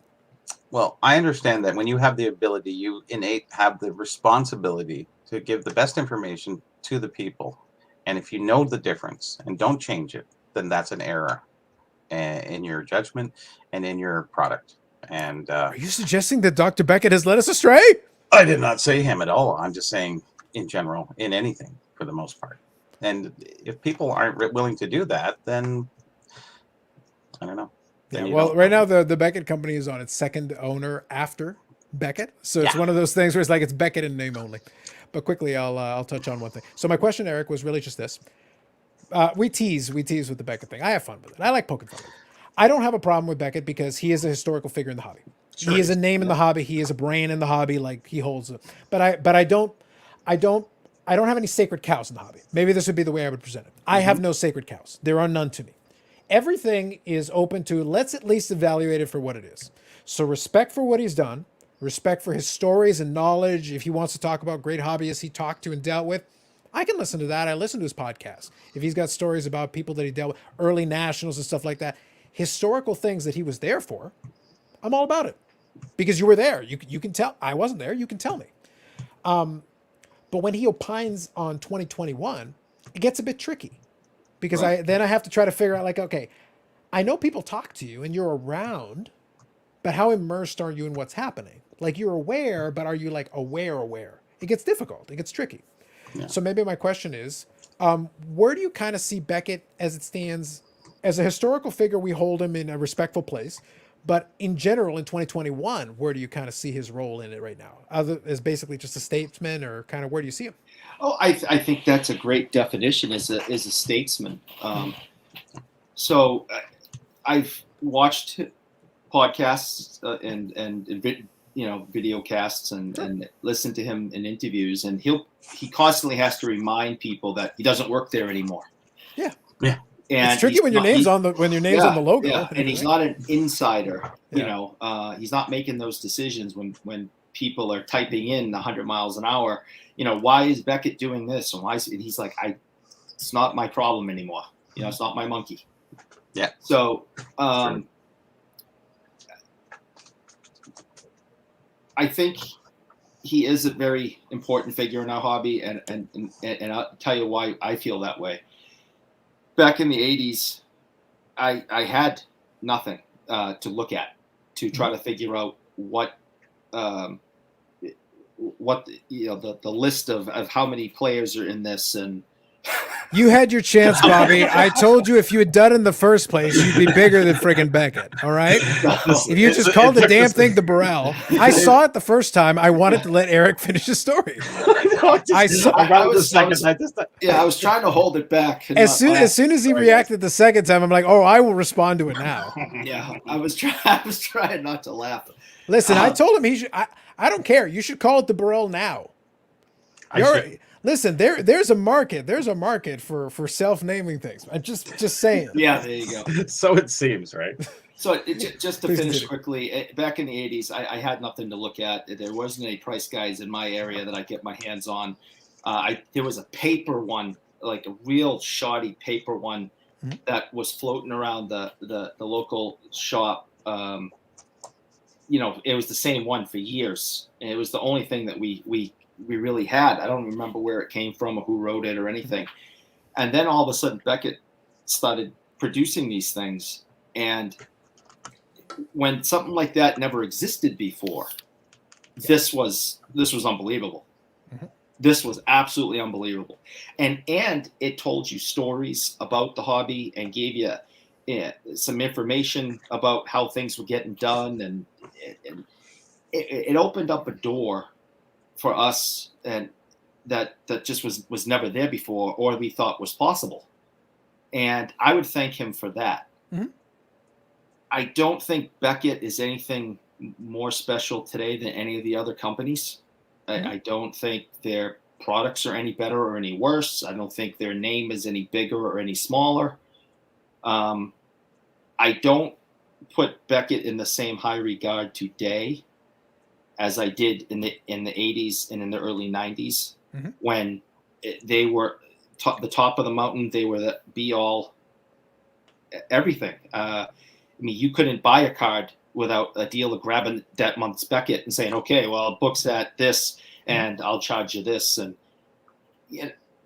it was so important. These people today with all the digital technology and card ladders and mobile Becketts and PSA set registries right here on your phone, and go to eBay and look at the comps. It's funny, and you really start feeling old when you want to say, well, back in my day, we didn't have cell phones or computers, and that Beckett coming in was that was incredible. But you waited all month for it to come in, and you read it from cover to cover. You read the ads, you read everything, and I would thank him for that if I ever get a chance to talk to him. I concur fair. with that. It was awesome. I posed the question not because I wanted to lead you in any direction. I just wanted to get your honest opinion, and I think it's fair. I think that's reasonable because he did make a big impression. And when they came out with the Beckett guide in the mid '80s, for all its warts and flaws, it wasn't perfect. But it's one of those things where he was able to get traction at the right time, the right place, and then build off of that and build a little mini empire for himself at that time. And as a businessman, he did a great job. He was able to build a company that he was able to sell off, and that still bears his name to this day. So kudos to you for that. That's why I say, if I want to talk about hobby history, I would chat with him about that, for sure. If I want to talk about maybe building a business like that in those uncertain times where you're building where there was no real industry to do it, I can respect that. I think that's fair. But when I look at 2021, it gets a little bit tricky because it's like, at this stage, because you're not an insider, to your point that you made, you're really no better versed. But do you have a lot of experience? Yeah. Do you have a lot of folks that you knew once upon a time? That's valid. I think that's fair. But it doesn't put you in a special position to be any more knowledgeable about what's happening today when this is unprecedented in the way we're doing it right now. Nobody has experience to be able to say definitively what we're dealing with today because we're the first ones dealing with it this way. Yes and no, and I think you will agree with me in a second. We've never seen anything on this magnitude. Correct. No. But the 90s, that explosion came out of nowhere. Yeah. And it lasted for a while, and then it just blew up and died. It did. And I thought the hobby was going to die with it. I don't think the hobby's going to die when this roller coaster starts working its way down. I think it's going to leave it stronger than what happened in the 90s when card shops disappeared. People were jumping off bridges and realizing I think part of what plays into what you're talking about though is that card shops don't need to be brick and mortar anymore. Right. They can be if you wish, but even the guys who do it successfully will take Card Collector too. He does a great job of branding. He's got merch for a card shop. Think back to 1991. Who has merch for a card shop? Why? Why would you? Mm-hmm. But he's got merch for a card shop, and people outside of Ohio are interested in merch for a card shop. That's smart. Yeah. He does the grading thing. That's smart. He's got Yeah. the social media presence. That's smart. He's on a podcast that's on 1:37 p.m., which is owned by Gary Vee. Yeah. That's smart. So his name transcends the card shop. So people go when he's at the National, people want to get selfies with him. The kids want to get selfies with him. It at least puts him in a position where he has other revenue streams. The shop can operate, and the shop gets more traction because, oh, you're the owner of the card shop. Oh, let me go visit your really cool card that you made a YouTube series about building the card shop. I got to see you build the card. Oh my goodness, let me go visit this place. Right. Very smart. All of it. Very smart. Very social media savvy. That's building a card shop in 2020 and 2021. Right. Very smart. Very He's taking advantage of everything around him. And, correct. And with Beckett, they did a great job for their time. Yes. My displeasure came with when I was writing for them in 2007 and 8. I would write articles and they would publish them. The one thing they never did is all the information that I wrote in the article, they never updated in their books. Again, this is 2007-8. So I was sitting there going, are you not updating we got to wait and see. And it's whatever. I don't know. Maybe they had the same system, Carlos. I have no idea. So. Yeah, no, that database hasn't changed. That database has not changed since the mid 90s. I promise you, it hasn't changed. And they're not going to rebuild it. I'm telling you right now, they're not. How can you not go back and change something? It's just maybe a name date or add a list, add a card. Like Bobby, the example that I used for that card.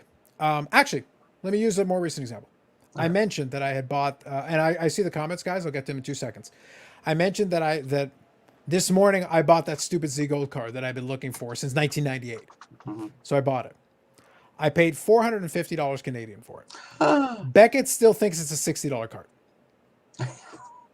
There you go. I haven't seen one in 3 years. It's not that I'm not willing to buy it. It's that it wasn't available. I couldn't buy one. They still think it's $60. Well, I overpaid. I went way above high Beckett. Way above high Beckett. And I was happy to do so, and I ran to press the buy it now button as fast as I could. Was there any pricing for that card anywhere that was close? No, that pricing has been out. That pricing has been out of. I don't think that's $60. I think that $60 price tag has probably been there for 20 years.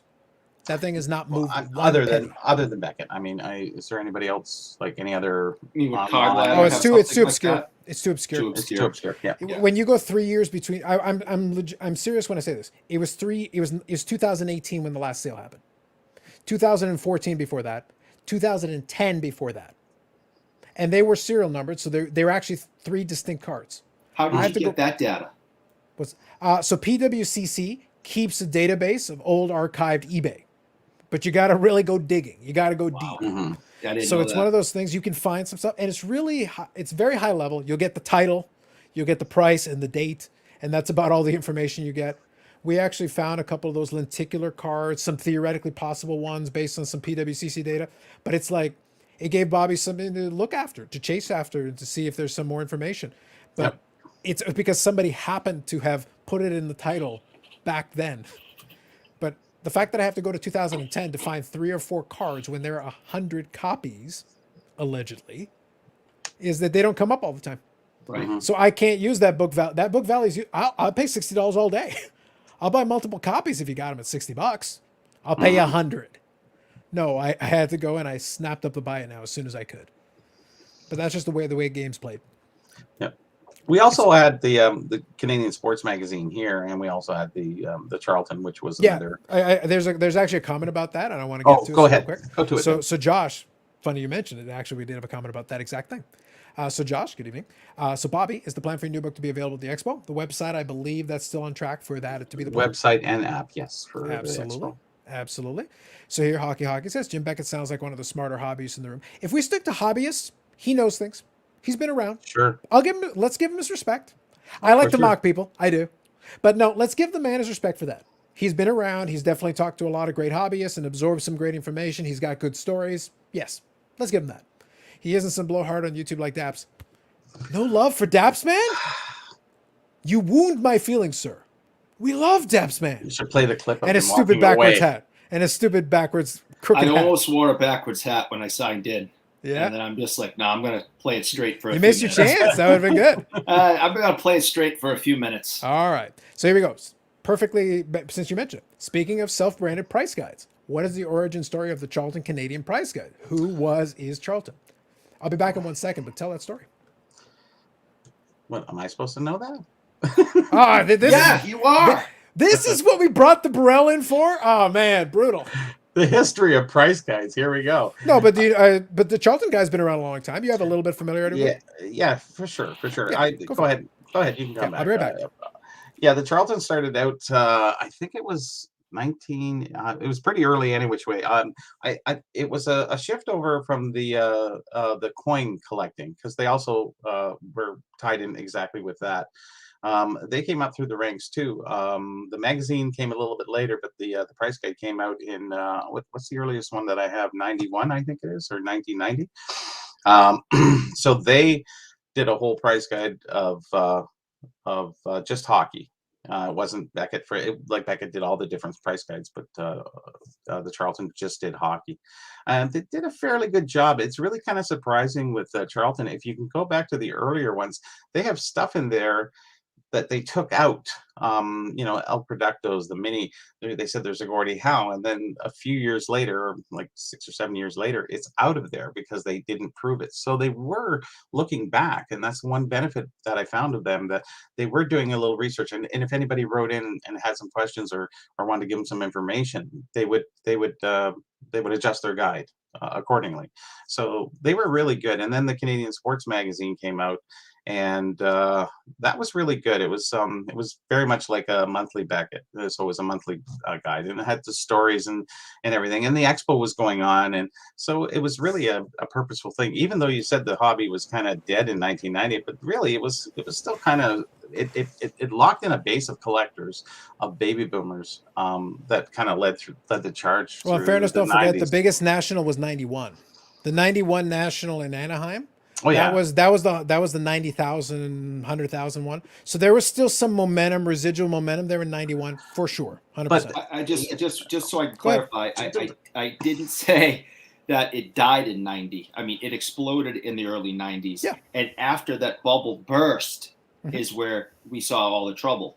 But there was a period of 89 to 96, 5, 6, that, I mean, life was great. Things were fantastic in the hobby. And then we all realized that the 5,000 cards in my closet are completely worthless. Yeah, but I think that time period is where the baby boomers got locked in. They were at the right age. They came in at the right time, and they're collecting vintage. So they didn't care about the new cards in the pro sets going, to $10 a box, even though they paid 90. So I will say though, 95 and 96, great eBay years.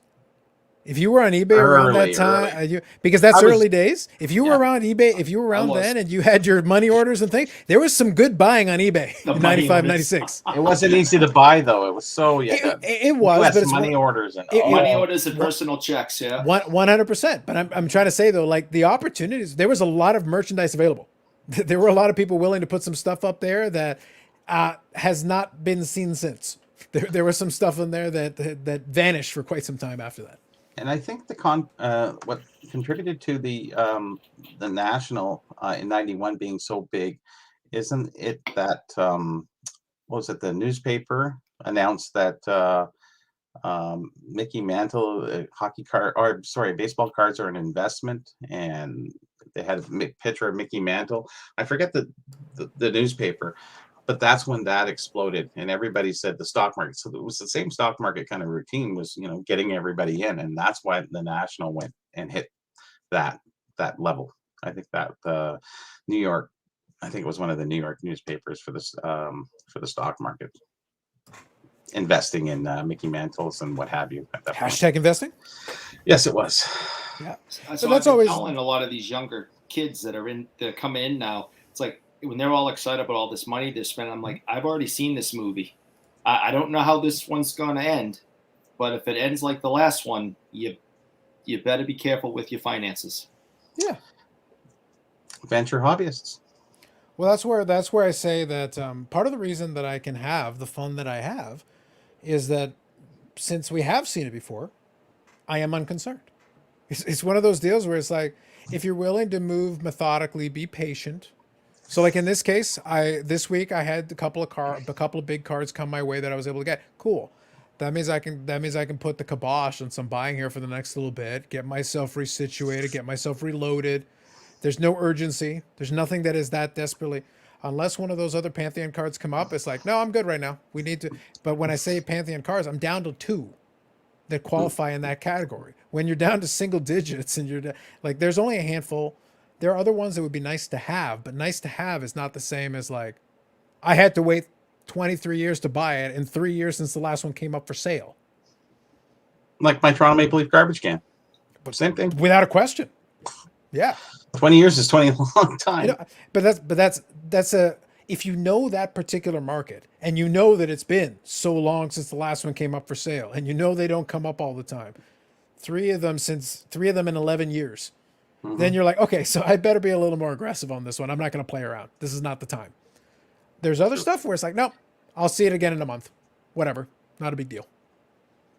Yeah, and that's the fun part about the hobby and the vintage part is that I don't see everything every month. I don't see everything every year. Some things I never even seen before I knew existed. That's the fun part. Who doesn't want to wake up to a treasure hunt, right? I've always loved when you said that because that's what it is. And I coined that one. And you should. You copyright that, make people pay for it every time they say Get it. it on my T-shirt. I was about to say, we're at the stage now. Market it. Listen, as soon as Dave and Steve start having shirts and merch, I'm behind. as far as I'm concerned, it's open season now, Bobby. Yeah. As far as I'm concerned, it's open season. Yeah, I'm next. Mm-hmm. Yeah, Carlos, you were watching that the other night, and Dave was all surprised and excited, huh? I like they mentioned, I did have a little bit of a heads up that it was in the works. Yeah. I got a little bit of a sneak preview. I encouraged them. I said, hey, go for it. I knew it was going to take a while, but I was like, hey, good. I'm happy for you guys. I enjoy those guys. This is one of those things where not everybody gets it. Guys like Mr. Wonderful don't understand the underlying humor in a lot of this, but also like, well, I am arrogant. That part's true. That jives. But if you're self-aware enough about it, it's like, look, you can have a little fun with it too. You can work it both ways, or it's a little, I'll let you in on the joke. You can participate in it too. It's all good. But guys like that, those guys, I like them because they say what they think. I like them because they, now I don't agree with everything they say sometimes. Sometimes they go a little nuts, but I enjoy it and it's fun. And I mock them mercilessly for it. Deservedly so. But when they did their thing, they really enjoyed it. And they're very passionate about wanting the folks who do support them to be able to get a shirt. So it's one of those things when they have the thing, I'll buy a shirt. I don't really wear branded shirts. Most of the shirts I wear are blank, to be honest. I don't really wear brands and stuff anymore. So it's one of those things where it's like, but I'll support them. I'll get a shirt. And if I go to a card show and they're around, we'll wear the shirt. We'll do a selfie with the shirts. I don't really do the shirt thing, but I do a hat. Sure. I could do a hat, so I wouldn't mind having that.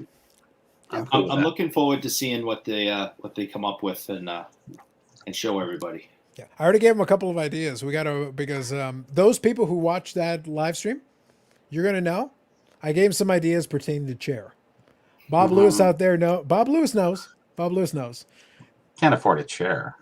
No. You're not gonna get a chair, but you'll get chair merch. Chair merch is key. I understand. And for the record, I am the one who brought chair into canon. But yes, you did. It's still enjoyable. I'm like, no, use it. I'll give it to you. So there you go. Aussie Card Dad says, I still chuckle when I see eBay sellers selling high back and book value in their auctions. Yeah, I got you. Like at the National, where there was 3 times book values. Yeah, exactly. Okay, so Superbad 0415. First time seeing you. Good evening. How was the sports card market during 9/11? Now, maybe Eric, you can speak to this from the U.S. perspective. Yeah. Definitely a big deal. I'll say quickly what I remember of that day. I was actually playing hooky from school because I was being lazy. I was skipping the first couple of classes because I was a slacker. And then my brother, for whatever reason, was already obsessed at that point. He liked watching CNN for whatever reason. So we had CNN on before anything happened. So he already had it on the TV. And what happened was I was kind of hanging around doing something else. And then the first plane hit one of the towers. And then, of course, the rest of the day developed the second plane and all that with the buildings and everything. But we kind of caught it in real time. This is going on live coverage from it. So I have a lot of memories directly pertaining to, and then I still went to school, and then we were chatting about it the rest of the afternoon because obviously big happenings, right? You knew it was a big deal even back then. Now I'll say about this is, from the card perspective, I definitely noticed a little mini pause. Some folks clearly had minds on other things, for sure, 100%. It was a bit of a blip on the radar screen because obviously a lot of folks were kind of focused in on that for a little while. And this is still 2001. You have to think that we were still kind of in money order territory. This wasn't PayPal territory. Yeah. So everything had a delayed reaction to it anyway. So in reality, the impact was kind of minimal. There was a pause for sure. Oh, yeah. But because everything else was slower, the reaction wasn't felt on the market per se because the market moves slower anyway. Does that make sense? Card shows were still going. It didn't Sure. stop any of those. Yeah. Well, there was a little break in the immediate aftermath. There was a little break on like public gatherings because folks were concerned. They wanted to like put a quick moratorium on it. Yeah, sure. Does that kind of jive with your experience, Eric, or does that seem a little off? No, I would say so. I think a lot of times, a lot of people after all of that didn't want to do fun things for a while. Like it felt wrong to go have fun for a period of time. Yeah, for sure. And I know I had no interest, and it wasn't so much I was afraid to go to a Knights of Columbus basement for a 20 table card show because something was going to happen. It was that's not what we should be doing right now. Yeah. So there was definitely a pause. A lot of people just did not want to do anything that didn't seem respectful. Sure. And but just like everything else, things started slowly coming back. Mm-hmm. And we brought back baseball. Mm-hmm. That was a big deal. And I hate baseball, and I watched the first baseball game back. Okay. It was important to do that. Sure. Saturday Night Live came back and told us it was okay to laugh again. Mm-hmm. These were very important things. And when that stuff started to happen, now you started seeing people saying, okay, it's all right if I go buy some cards and have some fun. And it slowly came back. So I agree with you entirely. There was a blip. There was a pause. It was, we're not supposed to have fun right now. Mm-hmm. And then slowly things got back to normal. There's a lot of anger out there. Yeah, for sure. Yeah. And there was, I have, now it's been 20 years now. So I have to kind of think back a little bit. And you imagine next month, there'll be a lot of retrospectives, no doubt. Yeah. We'll be at 20 years on it. Kind of a big anniversary for that one. Mm. Because I remember in the immediate aftermath, wasn't there also the anthrax thing as well? Like in the immediate aftermath, some stuff with that, if memory serves me, in the mail and things like that. So there was a couple of things right around that time that were kind of keep people distracted. They were focused on other matters. So I do recall quite a bit of that. So it's one of those, there's going to be a whole generation that will kind of think back, because it's one of those things where when that happened, I was 18. I was literally right at the end of high school. So it's like, yeah, we were around and we were very aware of what was going on with that. But then there's a generation right after that was like, oh, something happened. Something went on. And there's some early 20-year-old kids who were like little, very small when all that went down. And they'll see the anniversary thing and be like, what happened? It's like, well, it was a pretty big deal at the time. That's when movies changed too. Remember, it was all always, the action adventure movies, and it was always against the Russians. Then it was the Middle Easterns at that point. Yeah, everything changed. That is right. That's right. I feel bad for people that might be in their, say, 80s who, maybe I have the math wrong, but were young, were alive during Pearl Harbor and then had to live through this, back in 2001. And, I'm glad that my daughter's 16 and was not around in 2001. Sure. I'm glad that she missed it and wasn't even on this planet when it happened. Mm-hmm. Mm-hmm. I think that's fair. I think that's reasonable. It's one of those, it'll be one of those things where there'll be, there's some folks of a certain age where it'll be kind of an awkward, because like I said, I'm sure there'll be a bunch of retrospectives and tributes, and there'll be a lot of that stuff right around that time. And it'll be a whole generation of like younger kids, late teens, early 20s, who'll be like, I know there was a thing, but I was barely involved. Like I really wasn't around. And it's like, but then, like on this side of it, it didn't impact us the same way, but we were aware of it. It was a big deal. Like it was a big happening. It was not something you could sweep under the rug. It was a big deal for quite a while there, especially. I know. I was working in the condo, and my wife called me, and she said something happened, and I went, "Oh, okay." So I went up and started watching it, and I went, "Oh, wow, wow." Yeah, I was pretty angry too. No, fair enough. I get it. So quickly, I'll get caught up here. We'll get off this heavy topic. Well, yeah. Next month they'll do the tributes. We'll lay off this one for now. But I wanted to answer the question, so that hopefully that say thank you. Absolutely. Hopefully that helped give a little context. So James here says finished sorting 300 plus Gypsy Queen, felt good for 5 minutes. Old lady brought home 2 blasters. These are the unfortunate things that happen. So I already said good evening to Yannick. He's taken off. No worries. And Robert here chimes in. Yankees versus Diamondbacks 2001 World Series was one of the 3 best of his life. That was a great World Series, actually. It really was. Not just because the Yankees lost, but it was a great, legitimately great World Series. It was an excellent. It was the best of both worlds. Yeah, I may have that one on DVD just because I enjoy watching the Yankees lose. Just perhaps. In a weird thing though, Carlos, looking back at it and not taking sports very seriously, of course, in comparison, it might have been even just a little bit better for the country if the Yankees won. That might have been the only time I've ever rooted. Now I'm from Boston. Mm-hmm. That might have been the only time I rooted for the Yankees. I completely understand. As a non-American, I'll take the Diamondbacks. Go Randy Johnson. But it's like, I will never root for the Yankees. There's no scenario. Look, if you want a New York team, get the Mets. All right, the Mets should have done it. We can all get behind that. The Mets are fine. The Yankees out. It was a crazy time. It was. Bostonians were rooting for the Yankees. It was a crazy time. Understandable. I get it. Hopefully never to happen again. Yeah, it's one of those things. Listen, we do not need any more world events that make anyone cheer for the Yankees who's outside of New York. We do not need that. Mm-mm. That is unacceptable. I agree. There, Aki says Kershaw was a beast in that series. Yeah, he was a great pitcher in his time. He's a moron, but he was a great pitcher. He's a great pitcher. We'll give him that. He's going to go down in Boston lore forever. Absolutely. Yeah, so Aki touched on that too. Ruined his chance to Hall of Fame by being a whack job. Here's the thing, though. I'm okay with being a whack job getting disqualified. I don't want to keep rewarding idiocy. I know it has nothing to do with the on the field, but at a certain point, it's like, you know what? If you're a piece of shit, I don't want to reward you. But we didn't know that really until after he was out. Absolutely. So it's kind of not fair, but he's done some weird things. Yeah, and it's like it's one of those things where you got to remember the Hall of Fame still relies on voters, writers. So at a certain point, it's like, you know what? If I actually think you're a piece of shit, I'm not going to reward you. I'm not helping you. Screw you. And they have an image also. And if they're putting people in that the public has a distaste for, sure, that's not good for their business. No, absolutely. But that's one of those things that's always kind of it creates an interesting thing. The Baseball Hall of Fame, though, has always been a little wonky for me. I don't like the way they do their business in general. It's always been a very weird, and this is as a baseball guy.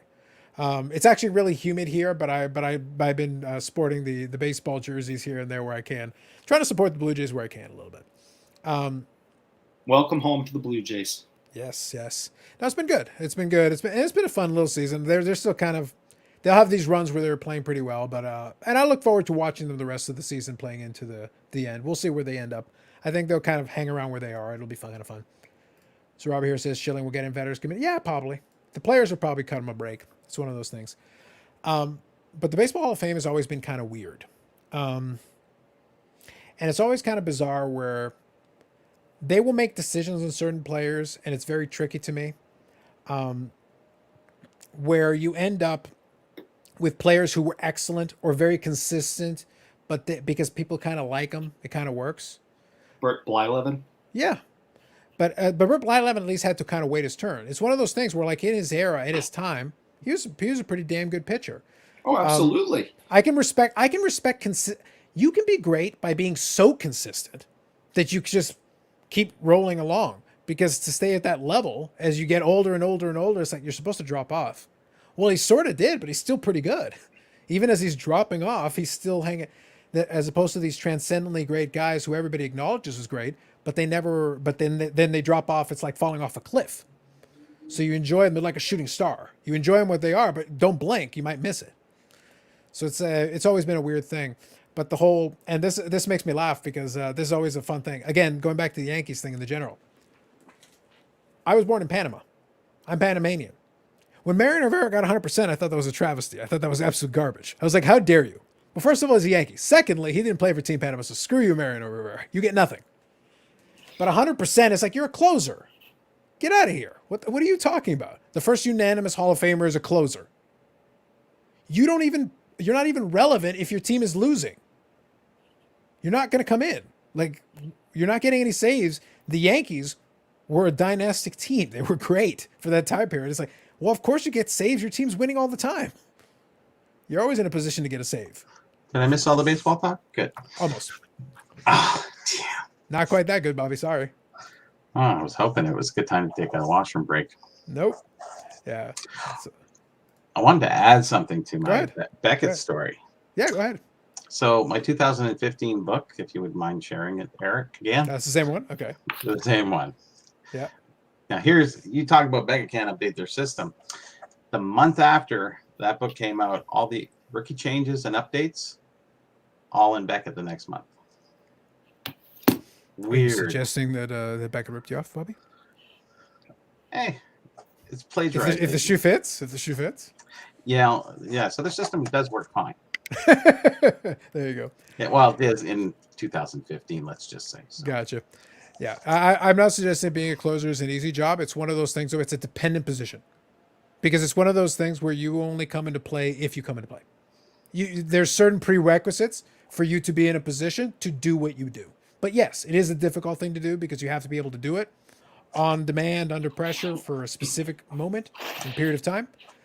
But if your team's always losing, you're sitting on the bench, counting the stars. You're not relevant in the game, aside from that one specific task that you have. And when you're called upon, you must perform. I brought something to show Eric. Go ahead. It says Bruins on it. Oh, Okay. So it's beat up, but it's a full box of Snow globes. 1962 snow globes. Boston Oh, look Bruins. at you. oh, wow. They're empty now. Okay, hold on, Bobby. Hang on to it there. Give me 1 second. Go ahead. I just Thank made you you. bigger. Yeah, thank you, Carlos.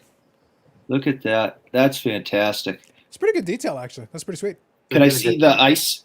Just tip it a little. Oh, yeah. Oh, that's fantastic. There you go. Nicely done. Nicely done. That's great. Yeah, the box is all waterboarded and whatever. So, because they would leak out over time. And it's from 1962, so it's over Yeah. almost 60 years now. So Yeah, I just about. Bobby, I just picked this up the other day, and this is it's not a copy. This is an original 1967 team photo. If you want to hold it, in the middle there, we can do it. Yeah, the you other, just got the other middle. You got it. You got it. Perfect. Yep, you got it. And you can see Bobby Orr with the crew cut. You Yeah. can see Oh yeah. how young Derek Sanderson is. So I think it's his rookie year. Mm-hmm. It's so it's Orr's second and Sanderson's first, I believe. Yeah, that's a nice old shot. That's a nice size original. Wow. Yeah, and you can see on the back. Sure. I'm working on it. Yeah, just put it around where your head is. You're good. Yep, Yeah. you're there. You're there. You're solid. What does that say? Cover photo by Jerry Buckley. Oh, okay. So what I'm saying is it is original. It's an actual picture. Very nice. Kind of cardboardy. Yeah, first Jenny, so to speak. Look at you. Got all the vernacular going. Pretty Yeah, much. you got Glenn Sather, rookie, right Okay. there, Nice. and you There's got a whole bunch. and you got Eddie Shack his last year with the Bruins, Yeah, good old Shaq. I loved him. right? So I picked that up for $25. Oh, that's a steal. Oh, For that kind of an item, yes, I'd agree. Call With you. 911. $25. I was like, thank you. Wow. It's the same shop dealer that I have a really good relationship with that had Reggie Lemlin call You me. have a really good relationship. With the amount of money I've given him since the 80s, he could break me a deal every once in a while. Yeah. That's how you build relationships, guys. With Money. bags of cash over time. Yes, bags and bags and bags. So I see some room on the back wall there. And Yeah, exactly. Exactly. you need something with that, though. Yeah, it sounds like need a it's certainly a piece frameable item. to get with that. So quickly, I'll get caught up on the comments here. So Roberts puts in, Rivera was the first reliever who never had a decline phase. Yeah, for the most part, he was very consistent. I'll give him that. But again, I will not accept too much Rivera praise. So that's the end of that. Moving on. He's a traitor to his country, and I will not hear different. All right. Eckersley and Rivera blew it in big games. Eckersley gave up a home run to Voldemort. I just appreciate that you included Voldemort as part of that. Very nice. Rivera blew it in 2001. Frankly, that's the only Rivera moment I remember. I don't recall him doing anything else. I think he just blew the. I think he blew the save in 2001. That's all he did, as I recall. And that's why when he retired, the Red Sox gave him a standing ovation. Exactly. Like, well done by you. Good job by you. So there you go. So this is a question for you, Eric. Milk Schmidt was the second greatest Bruin of all time, in his opinion here. So are you a collector of him? Do you like Milk Schmidt? Do I like Milt Schmidt? I'm serving this up on a platter for you, man. Do what you need to do. Let's do it. Here we go. I've got you full screen, so knock yourself out. Uncle Milty. That's Milt Schmidt and John Pesky. Nice, nice. The Schmidt's autographed. Let me see here. I'm working here. I'm doing. Yeah, no worries. Do what you need to do. There's a Schmidt, Ron Francis, and Ray Bork. Okay. Yep. And there's a old picture with Woody Dumont and Schmidt signed. And Eddie Shore is in the picture. Not nice. There's the light. There's the light. So yeah, it takes a moment to adjust. Actually, I'll say, Eric, your webcam's pretty good on that. Well played. I'd say. Your webcam actually did a very good job, to be honest with you. Because it looked horrible from my position. Yeah, it actually fixed very well. It actually fixed very well. And there's more Milt stuff around, but I won't bore you with it all. No worries. Look, I like I said, when I do these conversational thing and we're just hanging out chatting, I love when this is supposed to be the collector show. I want collectors to come on. I want them to chat about what they're doing. See, there's the Milt stuff over there now. There you go. Nicely done. Nice cabinet there. Hockey says applause for Eric. There you go. So he's giving you the applause. Well done. Thank you. Good evening, Brad. Hopefully things are going well. How's it going? Yep. Show and tell tonight. Absolutely. Yeah. So here we go here. I have more Bruin stuff. Yeah. So Hockey says Eddie Shack had a bad take on OTR. He told Chris Cuthbert he had no opinion because he didn't play the game. Okay. Nice. Okay, so you got here we go, the puck. Yep, no Smith puck. Very nice. Early Hall of Fame entry, eh? Yeah, 61. Very early. Wow. It's amazing. Very nice. No, good stuff, Eric. Very nicely done. But it's one of those things where I'm always very happy because it's fun listening to a collector who is passionate about building their collection. Because I've used the word before, but it's like every collector gets to curate the thing however they want to. It's always interesting to see. It's not just the stuff. Go ahead, Bobby. It's not just the stuff. It's like, okay, how did you decide on that piece? Obviously, Bruins. There's a lot of directions you can go with Bruins. There's a lot of eras, a lot of angles, a lot of all kinds of stuff. But it's like, okay, Milt Schmidt, obviously. You have a lot of Milt Schmidt there. Nicest guy you've ever want to meet, too. Very nice. Now, is that the main reason why you picked up so much Milt Schmidt stuff? Or just because he was a Bruins great or any particular reason? If you are a true Bruins historian, you know that Milt Schmidt is the most important Bruin of all time, next to Walter Brown. Okay. Who created the team. Yeah. Okay. Milt Schmidt was a Hall of Fame player. Went off to war, came back, became the coach, the general manager, the president, and ambassador for the team. He was instrumental in signing Bobby Orr. He was instrumental. He made the greatest trade in Bruins history with Chicago that brought us Hodge, Stanfield, and Esposito. There's no one more important in Bruins history than Milt Schmidt. Very good. And I would, Bobby Orr, listen, I'd go to war for Bobby Orr, but Milt Schmidt's the most important Bruin of all time. There's a place for the players that are also builders, because some franchises have guys like that, and you have to appreciate that they were involved beyond the court or the ice or whatever the case may be. So you do have an appreciation for that. I think that's always good. He was showing up to alumni games and coaching and sitting on the bench and signing autograph in his 80s at alumni games. And love being there. Yeah. And Woody Dumont, right up until he died, was with him at alumni games all over Massachusetts and New England. Porky Dumont's his nickname. I only met Woody once. Very nice guy. I had the pleasure of meeting Uncle Milty a handful of times, and he was just a gentleman. And people say this about older people all the time. He had his wits about him all the way up. Nice. He was wonderful. You could talk to him at 90, you could talk to him at 80, you could talk to him at 70, 60, 50. It was awesome. Howe and Bauer, same thing. Yeah, really good. So I did bring one more piece. Yep, Okay. I saw that you were ready to flash something here. So hold on, I'll give you the floor here. Go ahead. It's a 1937-38 team photo. Now you got Milt Schmidt, Woody Dumart. There's so many people here in this. The one benefit of this thing is it's a mail away premium from First National. Okay. Now you'll find that interesting. That's Finest, right? They did the stamps in the 70s and what have you, and they were called Finest, and which was basically taking First National stores out of, that's how they made Finest. So that's the earliest premium I've ever seen for a mail away photo. Oh, that's cool. That's tough as nails. Nice. Yeah, I have the Eddie Sargent Finest 1970 collection. Oh yes. And all the stamps are together and still in the cellophane. Oh, nice. And the only one I'm missing is the Bob Ure. It's most expensive. I can't even find it. I'll spend the money. Oh, really? I can't find it. I can find that for you, no problem. 70 is the toughest year. What had happened at that time, a little bit of history here.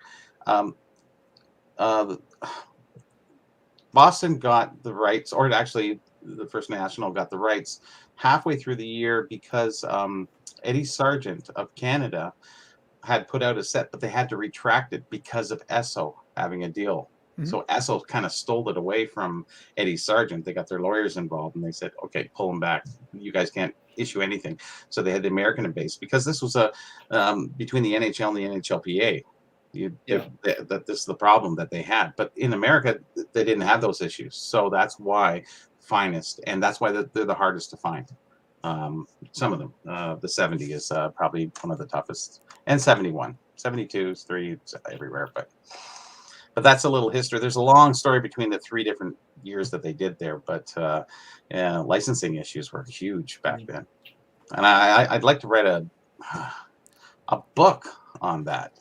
There's so much going on with the collectibles and what they were allowed and weren't allowed. So that's another thing later down the road, another 40 years down. When I said earlier I want to go to the expo, one of the things I'm going to be looking for is that, complete in the cellophane, stamps set collection with ores in it, because that's all I need to complete the set. Yeah, I'll probably find that for you before the show. Don't worry about it. See, now you know, Eric. Now you got the hook I'm up from the Burrell. He knows a guy about a thing. No names. No names. I know 500 guys about a thing. No names. That's right.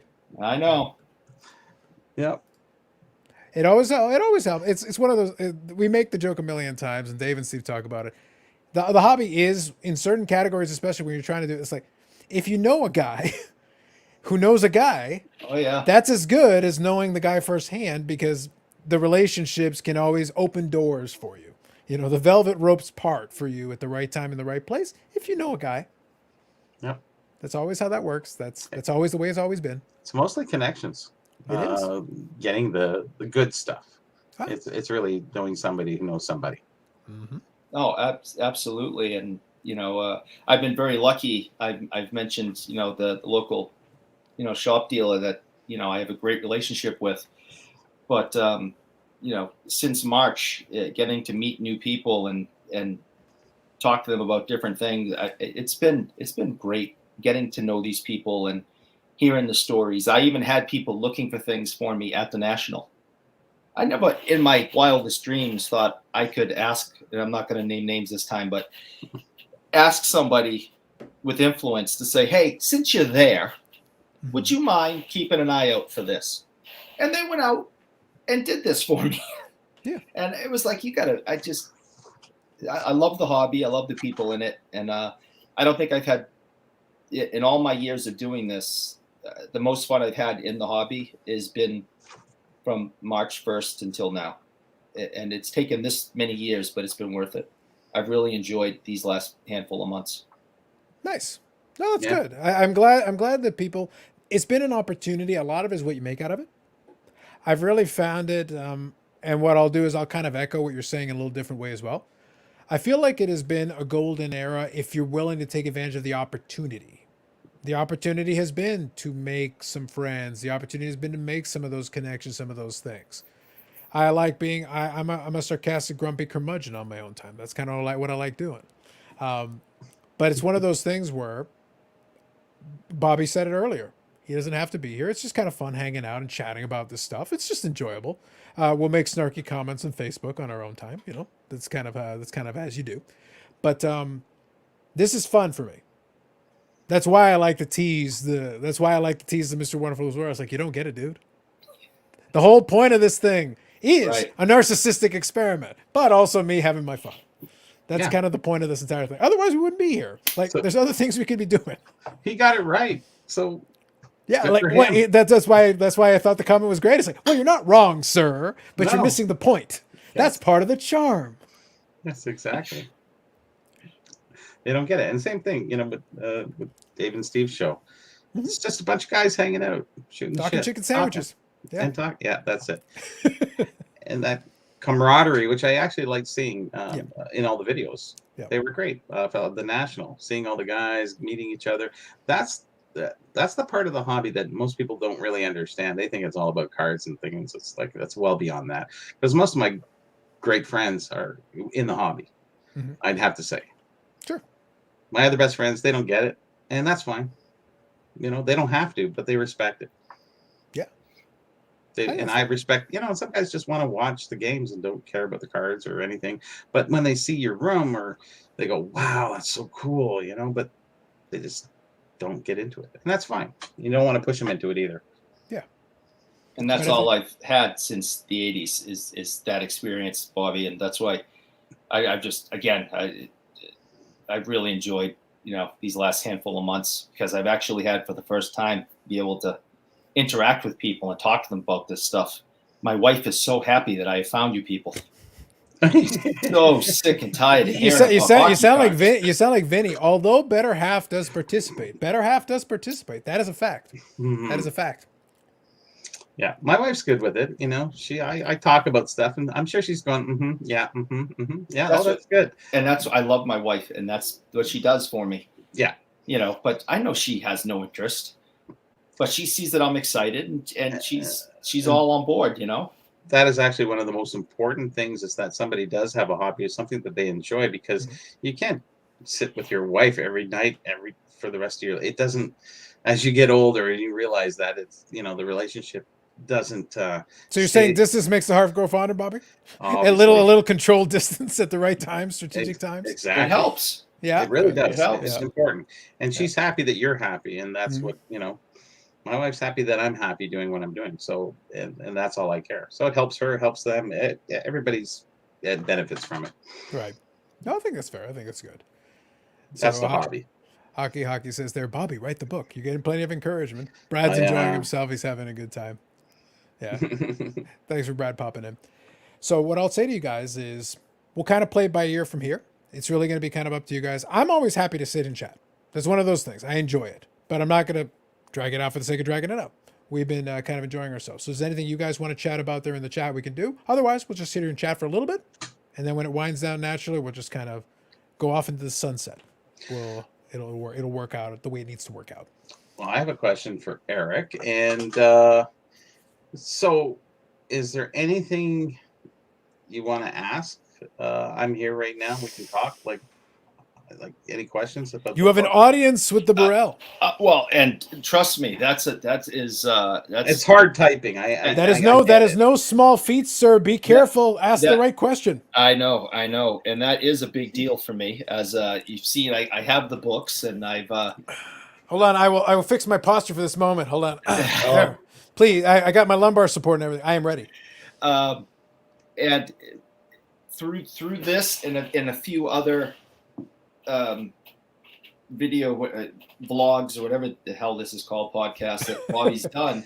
Yeah. He's been very generous with answering questions that I've put out. I asked him some questions in the past about Eddie Sargent stuff, and I've asked him in the past about the hockey plates and certain types of cards and his opinion on certain things. So he's been very generous with that. I can't say that off the top of my head. I've had because you've been so generous. I can't say off the top of my head. I have a long list of things that if I get to talk to Bobby, I'll be able ask to him about the meaning of life. It's underneath the hat. Yeah, somewhere under there.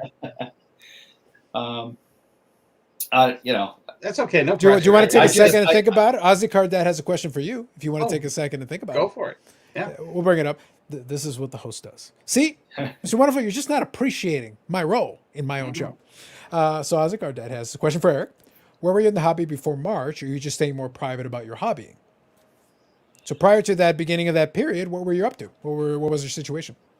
Can I get the extension cord and plug the computer in, and then I'll gladly answer. Because any second, this is going to shut off. Go ahead. Right. Do what you need to do. Go for it. I'll be right back. We'll come back to that question in a second. All right. Go. Yeah, no worries.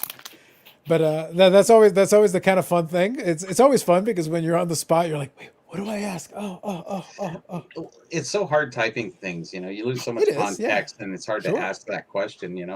And usually somebody has something about one of their collectibles that they've been wondering, and I wanted to ask, but I think it's too out there, or just it's hard to type. So what's funny, Bobby, I do this for a living. I do it for work, where I have to fix things. Part of my job is to fix. They come as like, hey, I wasn't expecting this result, or this thing happened, or whatever. Can you let me know what happened?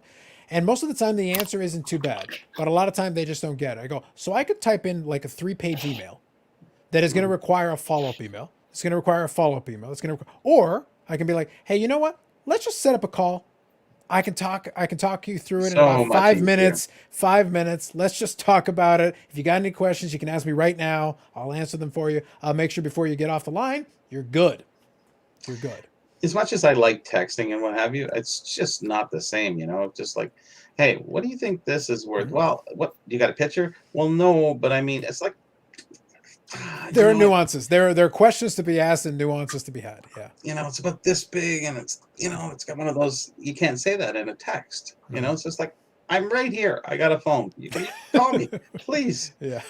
We forgot about the phone. It's like, it's easier to text than it is to, no, it's easier to hello. Well, I used to work in a call center, so I actually hate the phone, but I also know how effective it can be as a medium to get from point A to point B. Just ask your question. I'll answer it. No problem. Let's go. Yeah, easier. So much easier. So go ahead, Eric. This one's for you. Okay. Well, thank you. As long as the hamster keeps running in the wheel, the electricity will stay on and the computer will work. So, we're good. So I've been collecting since the 80s. A friend of mine had a dad that had, I forget what the job was, but he was about to have an opportunity to be around the New Jersey Devils when they were coming in to play the Bruins. Okay. And somehow or another, they got a whole bunch of New Jersey Devils cards from the 1984 Topps O-Pee-Chee collection. And it didn't pan out. Mm-hmm. So they wanted to get them autographed. It didn't pan out. Mm-hmm. So they had these hockey cards that my buddy knew I liked watching hockey and talking about hockey. Mm-hmm. And he just came up to me in school one day and said, here, I have these, told me the story didn't work out. Do you want them? I kid you not. This is like 85 or something. I had no idea hockey cards existed. I knew baseball cards existed. I've never seen a hockey card at this point. Mm-hmm. No one ever mentioned it. I did not know they existed. I never thought about it in my my middle school age mind at the time, or late elementary, whatever it was, and it never even dawned on me. Mm-hmm. As soon as and the first one was, I remember this. It was a Pat Verbeek rookie card that was sitting on top. And is this 84, 85? Yeah. Okay. So first of all, I'm like, what the hell's this guy's last name? And what are these? And my mind blew up. And I was like, where did you get these? Are there Bruins ones? Well, yeah, there's Bruins ones. There's ones for all the teams. I go, you gotta be kidding me. And I was at the pawn shop, where it was a pawn shop, and the guy had a lot of hockey cards there. Okay. And that's where I spent pretty much every penny I made mowing lawns and delivering newspapers, for the next handful of years, is buying hockey cards and things. I continued this as I got older and got real jobs and got a little bit more income. I buy nicer things, and then I would say there was a 2 to possibly 3 year period, and I will not get into all the reasons why, because we already went through 9/11. You don't need to hear any other sad stuff. Yeah. But life can be tough for stuff, and we have family responsibilities, and things got serious in my family, and we had to focus on things, and I didn't have time for the hobby for the last 3 years. And then I'm in bed for a month in March, and now I'm back in it, like gangbusters, and I'm loving every second of it. If I didn't get hurt in March, I wouldn't be sitting here right now. That's fair. I think there were a couple of folks that were around a little bit earlier. It's always interesting how people come into it. It's always been fascinating to me, because we had Joe Perot kind of wandered into our collective universe, with Jeremy and with all that as well. But it was one of those things where you had some folks that chimed in that would just pop in because, oh yeah, same idea. Like, oh, I was bored, or in some cases, like, oh, I got hurt. We were all home. Yeah, like I'm at home, I'm like laid up doing whatever. Like, there's a million reasons why, but then they happen to start watching, and then, oh, well, I gravitate towards this. It's like, it'll kill the time. Some people just like doing that. Like, I know for a fact, we always get the folks in the chat, and I'm always appreciative of folks that take the time to chat, type something out. But some folks just kind of want to sit back and watch. Yeah. And that's cool. That's fair. I'm not going to give them too hard a time about it, because it's like, no, this is to be whatever you want it to be. This is what it is. You can participate as little or as much as you want. That's why I was very happy when you decided to take us up on it. It's like, we don't bite. When I do put the link up there, it's like, no, I put it on there. Hopefully, occasionally, a couple of you join. Mason has been really busy. He was around the other day, a couple of weeks back, and it was cool that he was still around. He popped in a couple of times, months and months ago. But I was happy when he popped in. It was like, no, that's good. A little variety is good. Some more voices in the room are always good. That's always a good thing.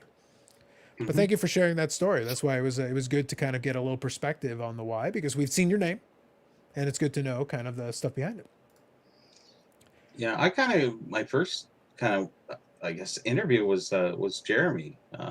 He invited me on his show. I contacted him, and then he says, hey, do you want to be on the show? I said, okay. Yeah. And I went, oh, shoot. I've never really been on air before doing anything. So it was kind of interesting. And it turned out okay. So, and ever since then, it's kind of almost addictive to a degree, because you want to know what everybody else is saying, what's going on in the hobby. So it keeps you going. Well, it's kind of funny though, because I always joke about it. I'll always tease Jeremy, because he'll do his interviews and he'll throw the softballs up there, and I'll stand by that. He likes to keep his corporate masters happy. I mean, go on. But anyway, the thing is that he likes to cultivate the relationships. Like, I'm half joking, half not joking, but the maintaining of the relationships mean you are going to take very kid gloves on a lot of the questioning, which is fine. Listen, it's working for you. Do what you need to do. It's working for you. But I can still make fun of it. But the reality is, then yes, he has Bobby on. And in turn, in those early days, I was more participatory in the chat and stuff like that. And it kind of, like, my channel existed prior to Jeremy ever doing his thing, but I was doing standalone videos. I wasn't doing live streams. At some point I decided, let me give the thing and nobody watched, and that's just kind of the way it works, and that's fine. When you start, no one's supposed to watch. It's garbage. It sucks. You're not supposed to watch. It's not Because I'm Carlos. What is that? I know, right? Yeah. Oh, like I said, I was not impressed. Yeah, exactly. It took Exactly. me 2 episodes, and then I got impressed. Oh, there you Okay, go. why 2 episodes though? Yeah, You I was was gonna impressed say. at the first. How do you Yeah, I get was past just, the second? I'm like, all right, I what the hell is this all about? In fairness, a lot of the assessment are still correct. We've just gotten better at that thing that we do. But yeah, but the thing is, though, you're supposed to suck at it when you start. It's not supposed to be good. And the beauty is when no one's watching, you can develop it and you can get better. You have to figure out what it is. Because at first I was trying to do a little bit of an interview thing, which I can do. I just don't enjoy it. I enjoy the conversational side of it a little bit more. It's more fun to me. Panel discussions You are did fun. well a couple of weeks ago with that other Baseball collector? that came on. He was, about his whatever. I wouldn't even call it a controversy. His opinion, which is totally fine with me. Why you shouldn't go to the show and whatever. I thought, I was surprised that you had someone on and interviewed him. You thought you did pretty well with that, considering. Oh, you're talking about Andy? You're talking about Andy then? No, was it Andy or Well, Mike? the not going to the national would have been Andy. That would have been Andy. 5 reasons why. Sports card investigator. Yeah, so that's when we had him on here and chatted about that. Yeah, because I had known Andy a little bit beforehand, so it was one of those things where it's like, no, come on, we'll talk about it. Now, mind you, again, going to that point though, by that point we'd been doing this long enough. You get enough reps in, you get better at anything.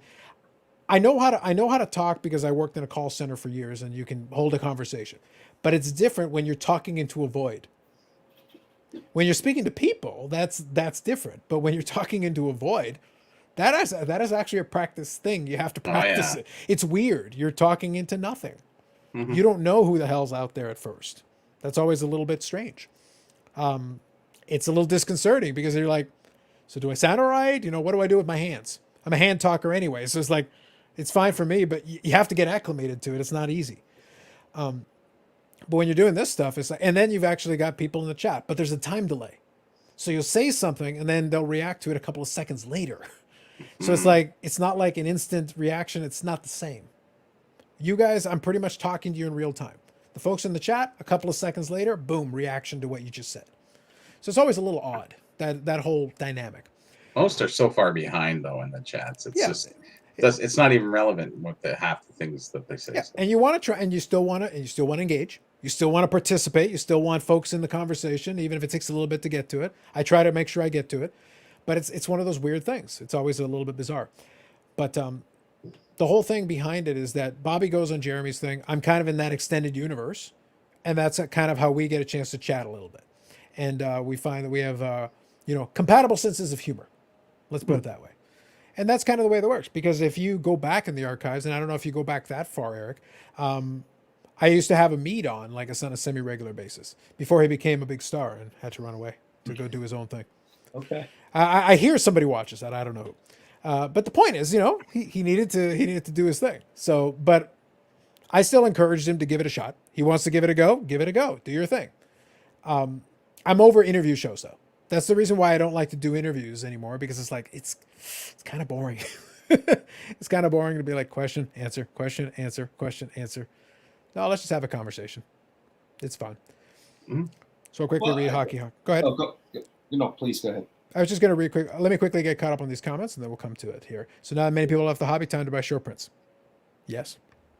It's usually good to buy short prints. All right. So one of the aliases, Zaggy Yes. Zaggy Yes. Oh, yes. Mojo autographs are the most kind and genuine people in the hobby. I didn't see any other names. Mojo might actually be the top 5 most genuine in the world, based on the 4 videos I've seen he made. We'll have to ask Brad about that. Brad knows him. They're homies. I know this. We've got pictures. We know they're homies. So, Aussie Card Dad to you, Eric. Thanks to Eric. Happy to have genuine passion collection hobby. We need more of them. I wanted to make sure we got to this comment. So this is a good one for you. Well, it just goes to show you how many people are really out there. Mm-hmm. You just don't even know that people are big time collectors. Now you're going to come up to the the Sports Card Expo. That's gonna be a mind blower for you. I hope. Mm-hmm. Like that's my jam there. I love the expo. It's what I look forward to twice a year, which is great. The National's only once a year. They can't afford it down there, I guess, twice a year. But anyways. Nice. So there you go. Thank you, Brad. That's what I needed. My homie. Brad knows. Thank you, Brad. Brad's a good guy. I enjoy what he does. So Haki says, it's interesting. From the outside, it looks like all the content providers are friends and an audience for each other, but they probably don't know many of the quiet followers. I think that's valid. I think that's reasonable. Yeah. It's so let me peel behind the curtain a little bit. I like to do this from time to time. It's kind of fun. A lot of the content creators, a lot of us know each other. It's one of those things. A lot of us will communicate to each other, but it's like every other aspect of life. It's the same. Yeah. Some people click, some people get along, some people are a little bit better suited to chatting with each other and doing whatever, and some people don't like each other that much. Not because it's like, oh my God, I hate your guts. No, it's more like, you know what you're doing doesn't jive with what I'm doing.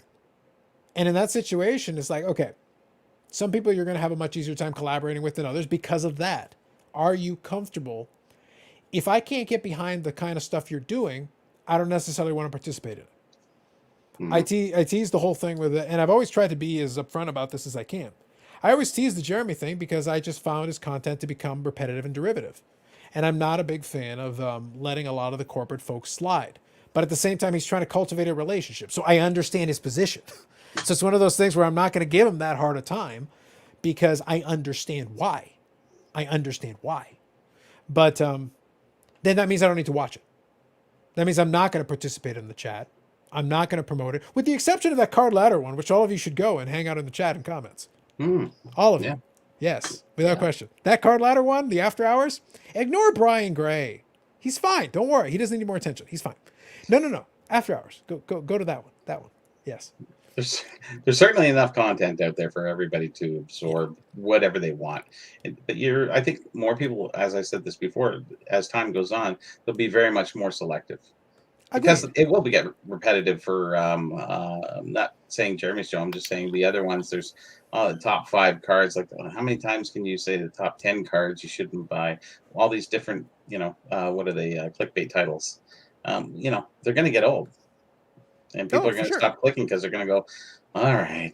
But let me quickly just say so again, I like to go the line between seriousness and a little bit more, goofy. So let me veer over to seriousness for a second. The reason why I don't like the interview format anymore is that a lot of these folks make the circuit. You get to hear the same voices over and over again. So you get to hear variations of the same questions. If Jeremy was the only person on the history of the planet who ever interviews these people, okay, I could see a little more value to it. But when you're the 47th person to interview this person, and you're the 47th person to ask them the same question that I've heard already in a bunch of other places, because I listen to so much stuff and watch so much stuff. Not everybody does that. So I understand why his audience would appreciate it. That makes sense. I get it. But the end result is if you have seen these people speak to this piece before, you'll have heard this question and you'll have heard the answer. And once you've heard the question, heard the answer that many times, you don't need to hear it for the 14th time. Sure. That's just the approach that I take to it. So I understand. So Hockey says, I used to work at a call center and I lost that skill. I'm an introvert now. I get it. Will the expo be huge this year? If they have it and everything goes according to plan, probably. I would think so. It'd probably be the biggest one in, I don't know. Probably since the mid-90s. No. I think we were doing really good back in early 2000s. A little bit, I would say. That mid-90s period, though, I remember the area for the promos. The promos sold on the floor. Like super, like it was nuts. You had lines to get promos. Like it was a pretty strong time period for that, I would say. So Brad says, I will only consider going to Expo if Carlos makes a video telling me why I should. Nope. Maybe. No, hold on. I'd consider it a very serious take on this topic. Very serious. Oh, I got you. I'll make one. That's because they have all the hockey cards in the world if you don't like hockey cards.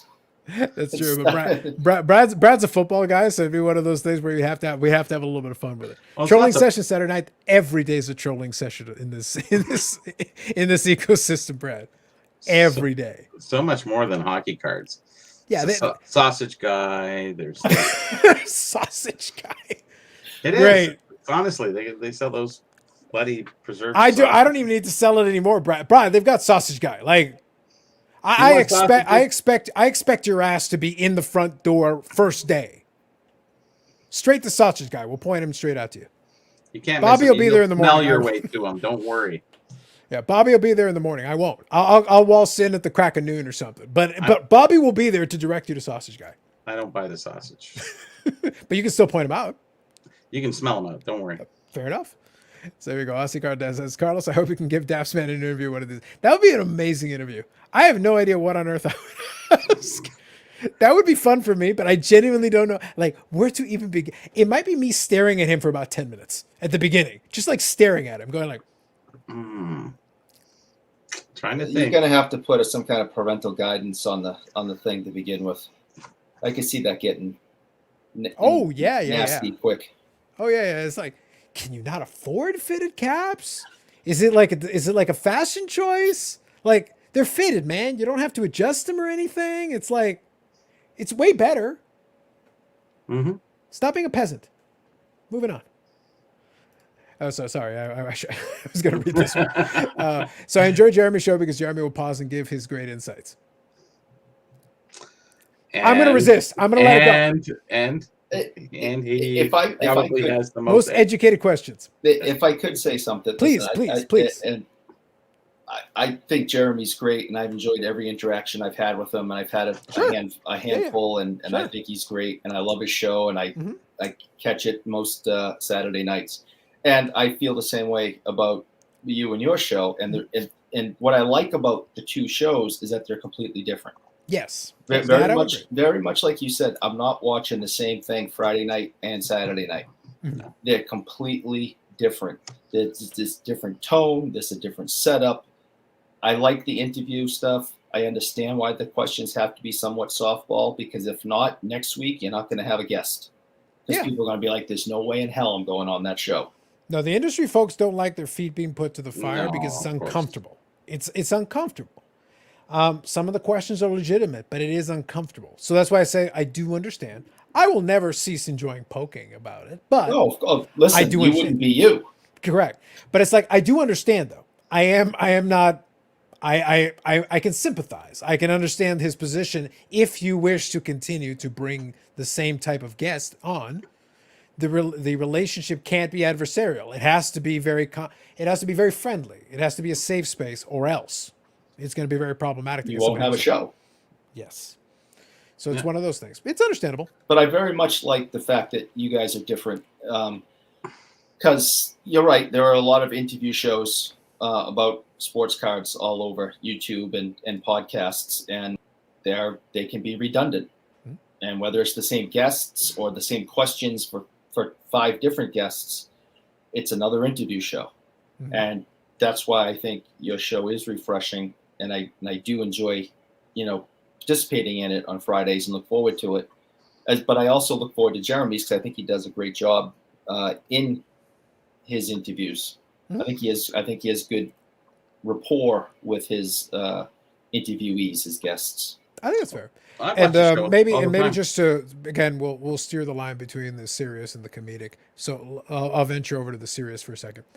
I will never tell anyone not to watch a show, ever. If you enjoy it, if it works for you, if you get value on it, my recommendation is watch a show. Mm-hmm. If you're getting value out of it, you should watch whatever you get value out of. And there's 2 areas of value: entertainment or informative. If you can get both, even better. But if you get either or, usually that's good. That'll put you above 99.9% of what's out there, because a lot of it is empty calories and there's nothing to it. So if you're getting entertainment or you're being informed, watch it. I don't care who provides it. If it's interesting to me, that has no bearing on this. If it works for you, do that. Watch that. There are several YouTubers that I've attempted to immerse myself in, and I've said, I'm good. I'm gonna just stick with my Friday and Saturday nights and Tuesdays. Pop in Tuesdays when I can. A little bit harder on the schedule, but sure. And some of the other ones I could do without. They're just not my cup of tea. That's all. Yeah. And don't even get me started on the breakers and stuff, because that's not my oatmeal either. It's a very specific community. Hobby, so. You gotta be into that space to be interested. Some people like to watch because they live vicariously through the breaks. Yeah. If they're interested in the product, That's an opportunity to see cards you're not going to get to pull for a product you can't probably afford to buy, and you get to watch somebody else do it. So I get that. I can see the value if somebody's like, hey, I'm bored. Like, look, this is something on, and I can participate in the chat. And the ones who do a community very well, the chat will chat with each other. And that's cool, you know, because that means that, hey, we're hanging out, we're watching the break, and then we're chatting to each other at the same time. And if the host does a good job engaging them as well, I can understand why somebody would be watching that. It's some kind of interaction. Something. I do that in your comment section with people and with Jeremy, you know, and you know, also, you know, I'll see people I recognize in the chat, and you know, like say if Name comes in, you know, he and I will say hello to each other up and down, and you know, that doesn't get brought up across the bottom and or anything, you know, that's, you know, so that, yeah, it's just another way to communicate with people in the hobby, you know. Well, that actually reminds me. Thank you for reminding me. I just made a note of it. I got to actually invite Name back, and we'll talk about great card topics like random music shit. Yeah. I'll just bring him on and we'll do a music discussion or something. Well, I like to have fun occasionally, go off topic for a little bit on purpose, because we can have a little fun with that. Sometimes cards do get repetitive. Bobby and I were joking about that a little bit earlier. It's like where I said, like, cards are redundant. Like, literally I replied, like, cards are cards. The cards part I've been doing since 1991. Like, it's not new. Yeah. We can develop variations on a theme, but it's like the concept's the same. It hasn't changed. I've kept it entertaining because I don't fixate on the one aspect of it. I find my fun in it. Yeah. And as long as I can keep doing that, I can keep doing this forever. And if anybody else ever showed one of these boxes, I'd like to see that video. Nice, yeah, nice. Right. And you guys know what Name's been doing, trying to get cards and things like that. Yeah. Yeah. I sent him a bunch, and you know, that's the stuff that I think needs more publicity. Yeah, no, that's the thing. We can accomplish both. It's one of those things where what little platform I can provide, we'll keep promoting it along. We'll keep pushing it forward with that. He does a great job promoting it anyway, but we'll give him whatever we can to help out and help push it forward, because it's a good cause. Oh, he's absolutely. doing a good thing. He's doing a good thing. But at the same time, like, Name's a good dude. So it's one of those things where it's good to have a conversation, and then we can just, when he popped on the last time, we were able to just hang out and have a chat. And that's kind of the style that I prefer to be. It's like, guys, I laugh because sometimes people will be like, oh, well, what do you want? This is not an interview. I've had to tell a bunch of people, it's like, I'm not interviewing you. That is not my plan. I don't do interviews anymore. I did it for a little bit, but we're done with that. I'm not interested. I'll do it when I need to. Otherwise, we'll just have a conversation. It'll be fine. Don't worry about it. Yeah. Well, this just feels like I'm in a clubhouse room, but I can see you guys. But that's the difference. That's right. So I'll quickly read through the comments and get caught up here. And so Ozzy Card does. And many wouldn't appear if the interviews were not semi-pre-planned and not going to rock the boat. Yep. Totally with you. That's relating to Jeremy and the interview style. Yep. Absolutely. Totally with you. So when people talk about making connections to the National, they're referring to future trading partners. A lot of times, I don't see how else a connection will do anything for me in the hobby. There is sometimes, though, you'll have folks you hang out with or folks you chat with on a regular basis, because I have like text threads that I'll do with some folks, and we'll just talk idiocy. We'll also share wins. When I won that Z Gold this morning, I put it on the text message thread with a little caption going, and now the waiting begins. And, you know, there was, hey, congratulations. I know you were looking for that one. So it can be stuff like that. That wasn't based on the National, but it can be stuff like that sometimes. A lot of people do that through Instagram. That's very popular. I've sent you some wise ass comments through through that's YouTube, how this should work. Through Instagram, you know, I sent you one a couple of, I don't know, last week you put up some baseball cards and I gave you a hard time because they weren't hockey cards and things like that. I'm pretty sure it was hockey. Maybe you need your prescription fixed. I don't know. No, you put up a baseball card, and I'm like, I'll put up more baseball cards this summertime. We're doing a lot more. No one wants to see baseball cards. More baseball cards. That's what I heard from you. That's what I heard. You need some more baseball. That's what you're saying. I hear you. I hear you. I wrote. No. Per Eric, more baseball cards. Got it. Got it. So here. So basically, I would say yes, connections from that perspective, trading partners. Yep, that's definitely a thing. 100%. It depends on that's why I say there are different relational levels. Right? Like, it's not just one size fits all. Some folks are going to have a very baseline relationship. You'll chat with them once in a blue moon and stuff like that. That's all good. It's cool. Some people you chat with a little bit more.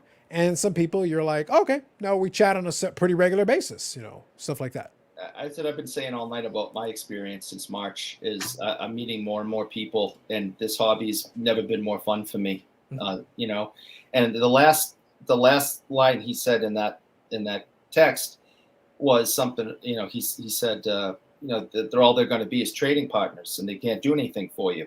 Mm-hmm. Well, I already said earlier that I had somebody that I have never met face to face at the National looking for cards for me. Mm-hmm. To pick up if he found them. I sent him the information, sent him a picture of one, told him what my price range was, and he went out looking for cards for me. It has nothing to do with trading. Mm-hmm. It was nothing to do with him making money. It was, I met this guy through Clubhouse. We've been talking since March. We've become Clubhouse buddies. And he was there, and he was more than happy to look for a couple of things for me. And that's what this hobby is all about. Not about, trying to make money off each other. Yeah. I've shared the story before. 100% agreed with you. I shared the story before, but sometimes it's also people you don't expect because you don't know. You never know who's watching. You never know who's listening. I'll get to the comments here in a second. I do see them. I'll get to it in just a sec. But you never know who's listening. I gave the story in a previous live stream of how I got my Shield card. It was Tim, Chili Cards, who I was familiar with, but I had never had any encounters with prior. I hadn't met him at the expo. I didn't know him personally. We hadn't chatted. I got a message on Instagram out of the blue saying, "Hey Carlos, this Shield card is on eBay. I think you should check it out." Tim is a great collector of a lot of patches and things. He has an amazing collection of some really tremendous stuff, rare stuff, difficult to find stuff. And he pinged me and he sent it over, and he sent over the link. I went in, made an offer, won the card. He didn't have to do that. I had no previous connection to him. However, he managed to. He got a hold of me. He knew that I collected Medano. He gave me a line to the card. Stuff happens. We're sympathetic to other collectors' plights because we have our own. Correct. So, just earlier tonight, and Bobby, I'm not going to hold you to this at all, but I've communicated with you guys and Bobby, through these things since March, and they recognize my name when it pops up, blah blah blah, and then talking tonight, it's been a lot of fun. And I tell them I'm looking for this Eddie Sargent, Bobby Orr, stamps is still in the package. First thing, I'm not even done talking, and he's like, "Oh, I can find you one of those." That's what this hobby is about. Yeah. Bobby doesn't need to do that for me. I mean, who am I? He is the Burrell. He is magnanimous. He bestows upon us his wisdom and his grace. This guy's got 3 books working on a 4th. He doesn't. What the hell does he need to go find a Bobby Orr stamp for me? But that's the mentality of the true collectors in this hobby. Mm-hmm. The investors don't have that. They don't have that emotional connection, that passion, that, hey, we're in this together. It's fun when I can help somebody. Mm-hmm. It's how can I make a buck? How can I make a fast buck? And that's fine. That's their way of doing it. That's not my way of doing it. Mm-hmm. I have sold very little over the years, and I've only sold things when I've upgraded.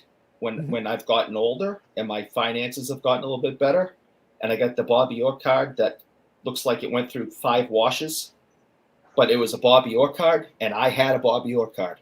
Mm-hmm. Well, now I have one that's a, PSA 8. Wow. Well, it's not a rookie. Relax. Oh, I thought you went Bobby Orr card. A Bobby Orr card. There's lots of them. The card. Okay. No. I don't own a rookie. I don't have that kind of money. Back when I first started collecting, they were $500, and I couldn't afford them then. Yeah, I gotcha. What the hell was I gonna? Where was I gonna come up with $500? So as my finances got better, the card got more expensive, and it just continued to be out of reach. And now it's like a PSA 1 is, I mean, good Lord, I could buy a car with that money. Yeah.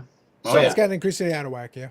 Yeah. So I mean, anyways, just the point is, the heart of this hobby is going to continue to be the collectors who have a passion for it, who enjoy sitting here and talking for, 2 hours and 48 minutes.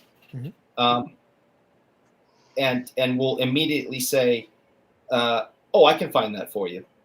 Mm-hmm. Or I'll ping you when, I found this card. I know Carlos likes it. I'm going to let him know. Yeah. And that's what this is all about. And that's what I enjoy so much about it. And again, I keep beating a dead horse. I've never had this much fun in 40, 30 something years of collecting that I have in these last few months. It's too bad because, we've always been out there like that. At the expo, it's very much like that.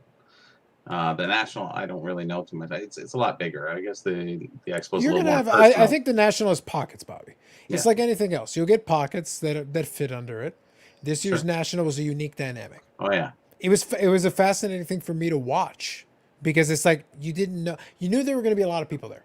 Oh yeah. You didn't know how the mix was going to work. You didn't know how the components were going to work. You're like, I know there's going to be bodies in the room.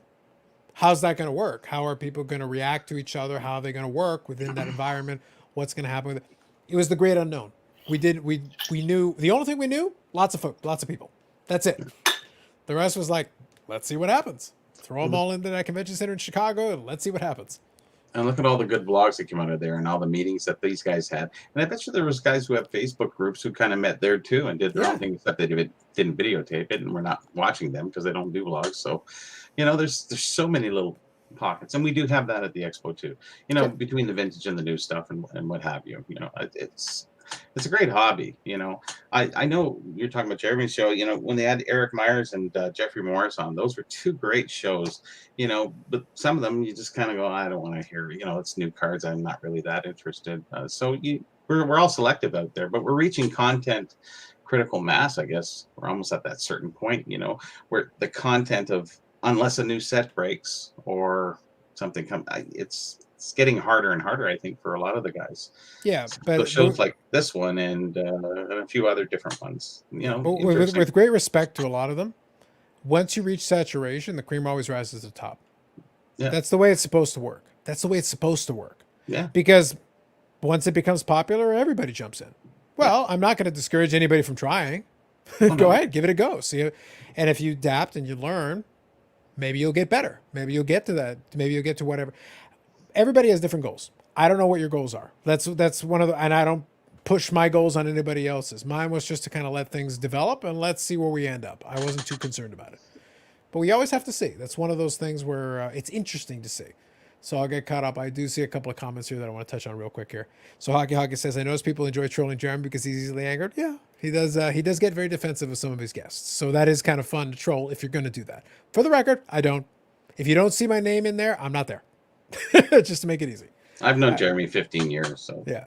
I just think he's been nothing but nice to me. I really enjoy the guy. So I think that, and here's the thing. That's perfectly fine.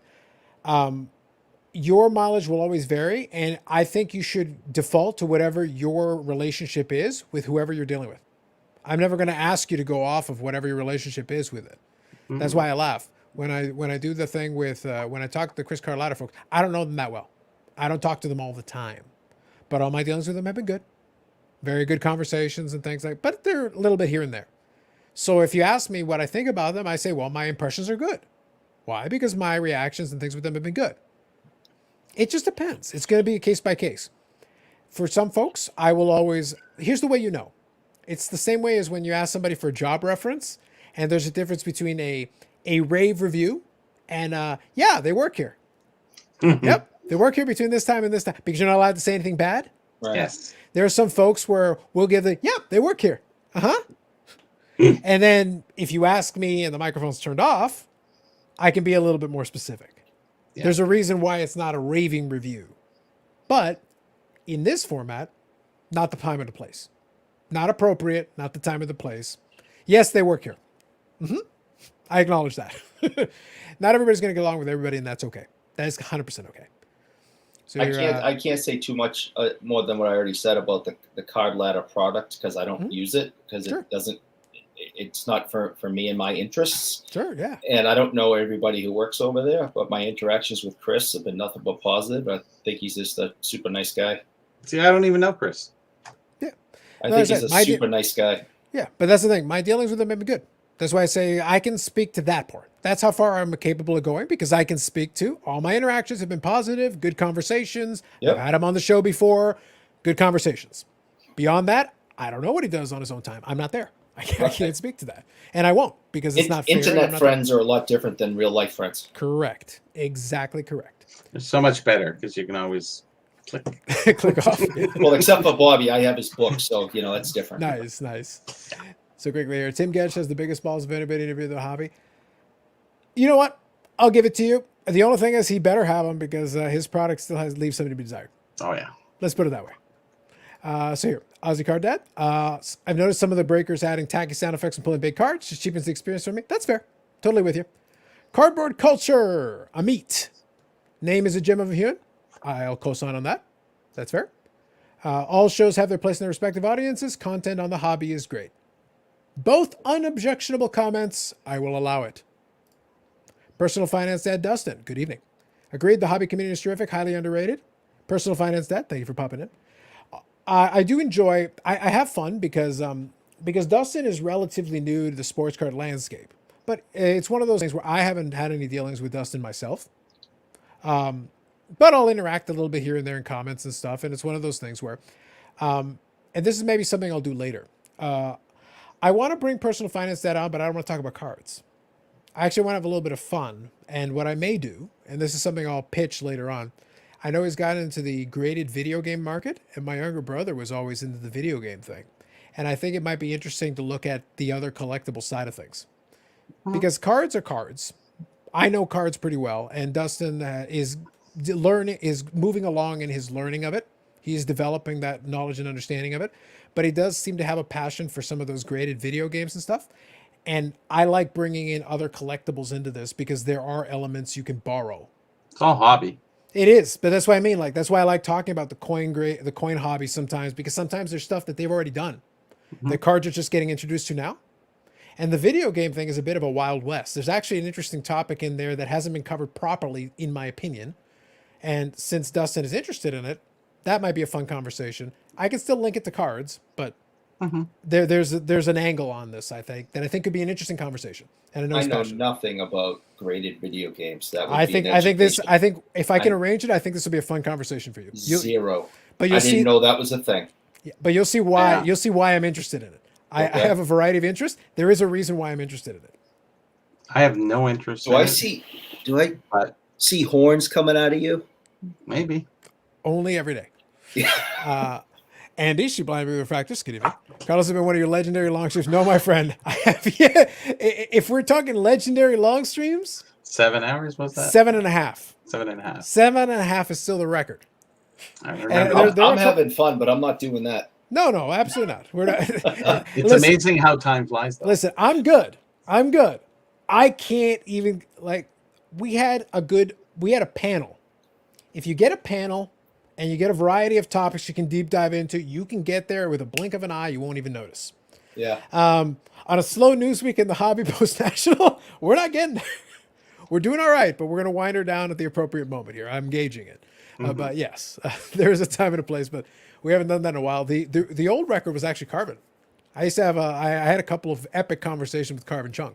I love Carvin. That guy will talk to you all day.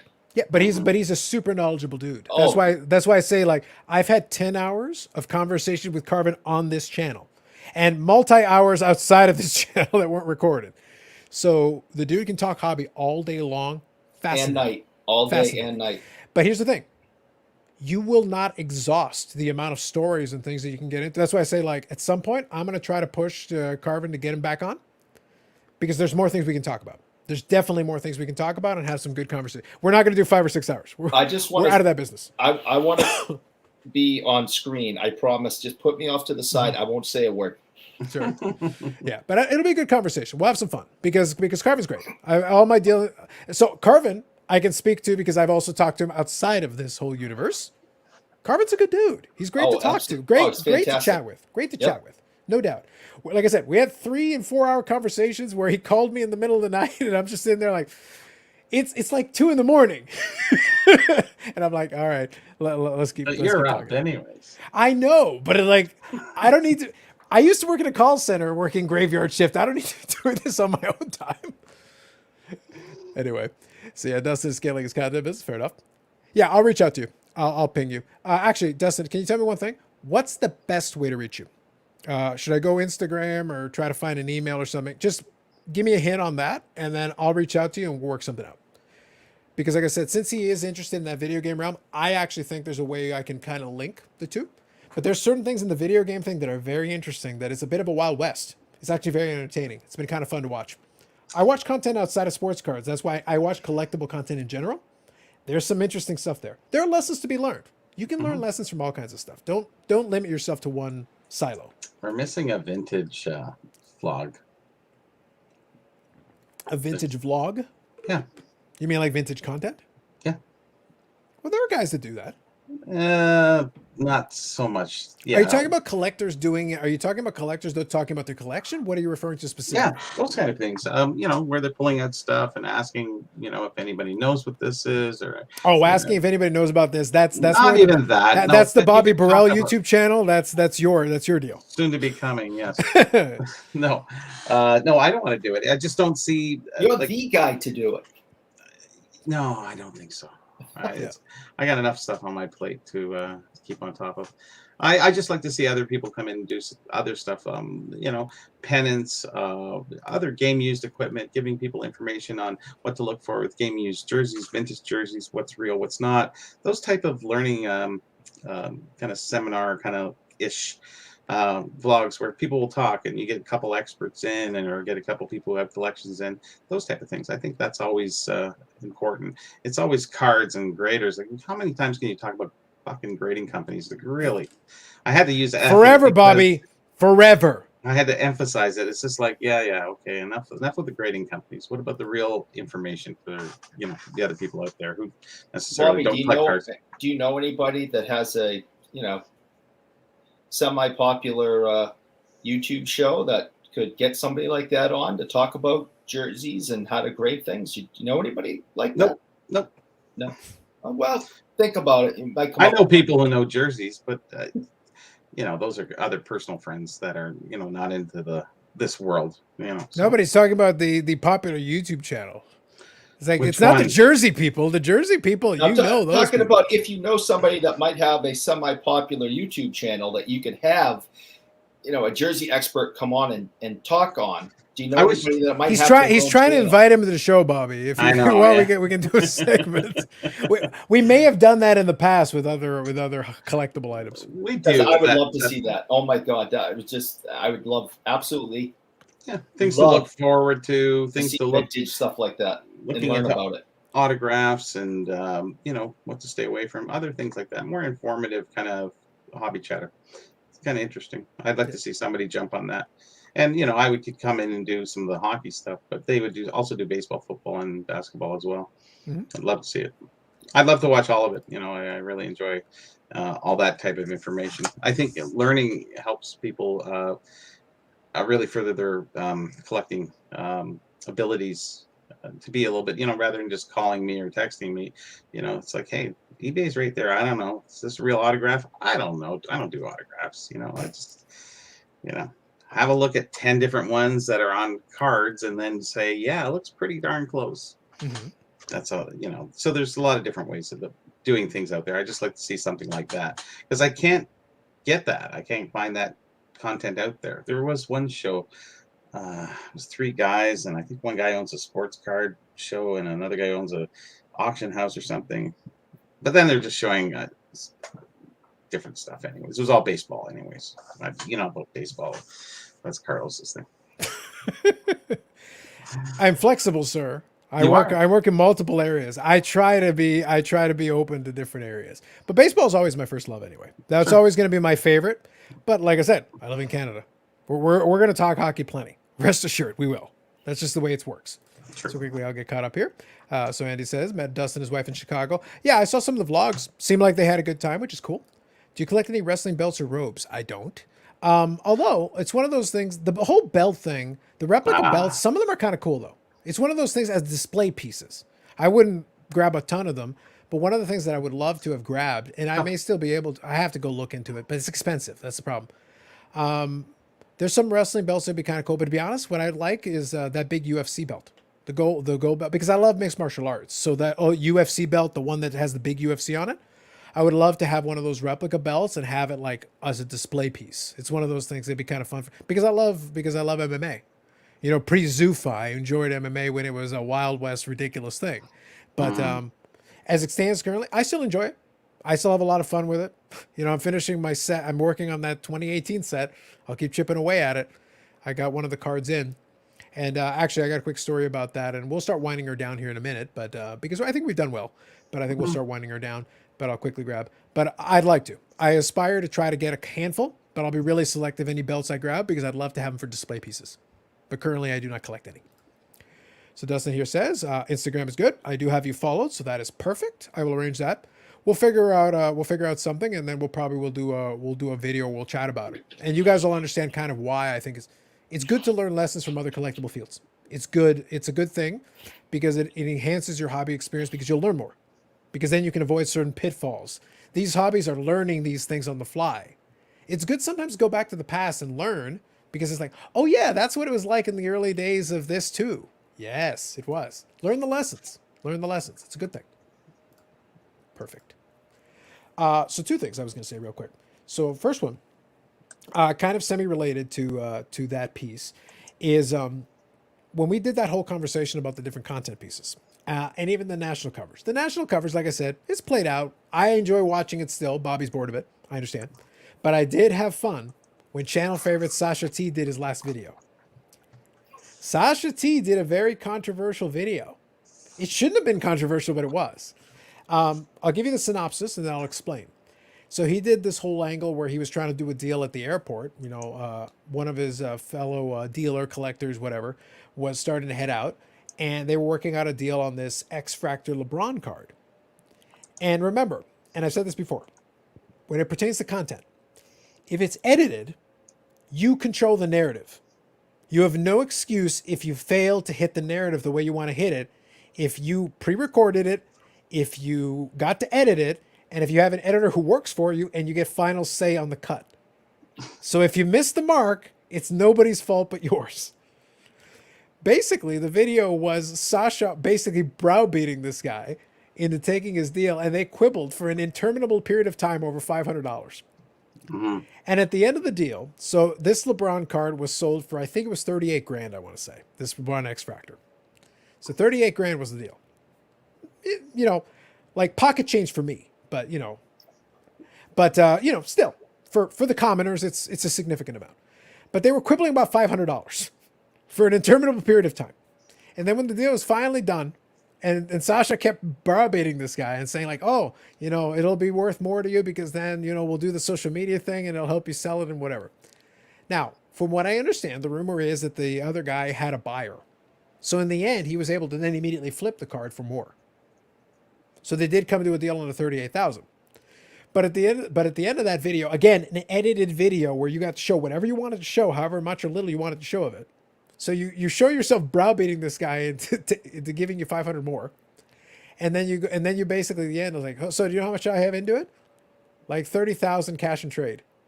So you basically said that you quibbled endlessly for $500 when you were making $8 grand on the deal. Otherwise, it's only 7,500. Well, but his comment section, including his supporters, were like scathing. He goes, "You literally spent that much time quibbling about $500 when you made 8,000? What's wrong with you?" Sasha T has been the golden boy of the vlogging content, but he may have misstepped. The faithful have been shaken. The faithful have been shaken. Because these are his audience. A lot of them are like, I'm unsubscribing from this. This is bullshit. He started to shake on the 565 one anyways for me. Yeah. But it was just entertaining for me because it's a good abject lesson in you have to understand the space, you have to understand your audience, and you have to toe the line between trying to make something for content and just doing business. Yes. If I take you at face value and assume that you were showing a reasonably, if it's not like a Pawn Star situation where you just set it up to do the bit. That's set up. I don't think it is with these guys. I don't think they're clever enough to set a lot of this stuff up. No. I'm not going to give them that much credit. Pawn Stars, I said. Yeah, anyway. Yeah. But the thing is that there is a generation, a lot of these young guys who are really keen on immediately bragging about their big win. So they'll like fight each other tooth and nail, and then the end is like, ha, I got over. And you're just like, so you plan on doing business later? Is that And they haven't learned about disclosure yet. Yeah, like there's a time and a place to tip your hand, and there's a time and a place to kind of keep it close to the vest. And I'm still very much in the keep it close to the vest camp. Like, look, I'm not going to tell you a damn thing. You bought the card for $500. I paid $5 for it. That's for me to know and for you to never find out. That's not your problem. You bought it for $500 from me. Great deal.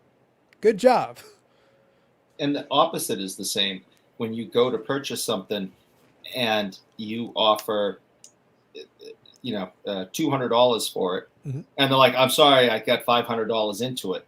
Well, it's not my fault that you made a bad deal. Yeah. And that you bought it when the market was high. The market's low. I'm offering you 200. No, I got to get 5 for it. Well, listen, the market's going this way. Next month, I'm going to offer you 100. Yeah. And okay, good luck. It's a valid response, though. Like, as a buyer, it's not my problem. Your problems are not my problem. If you really don't want to sell it, by all means, fair enough. But as a buyer, it is incumbent upon me to try to get the best price that I can. In the case of the thing, if it turns out that the guy was able to immediately flip it, well, good for him. But I don't know if I would have done business with a guy who spends his time. I don't like the hard sell. No.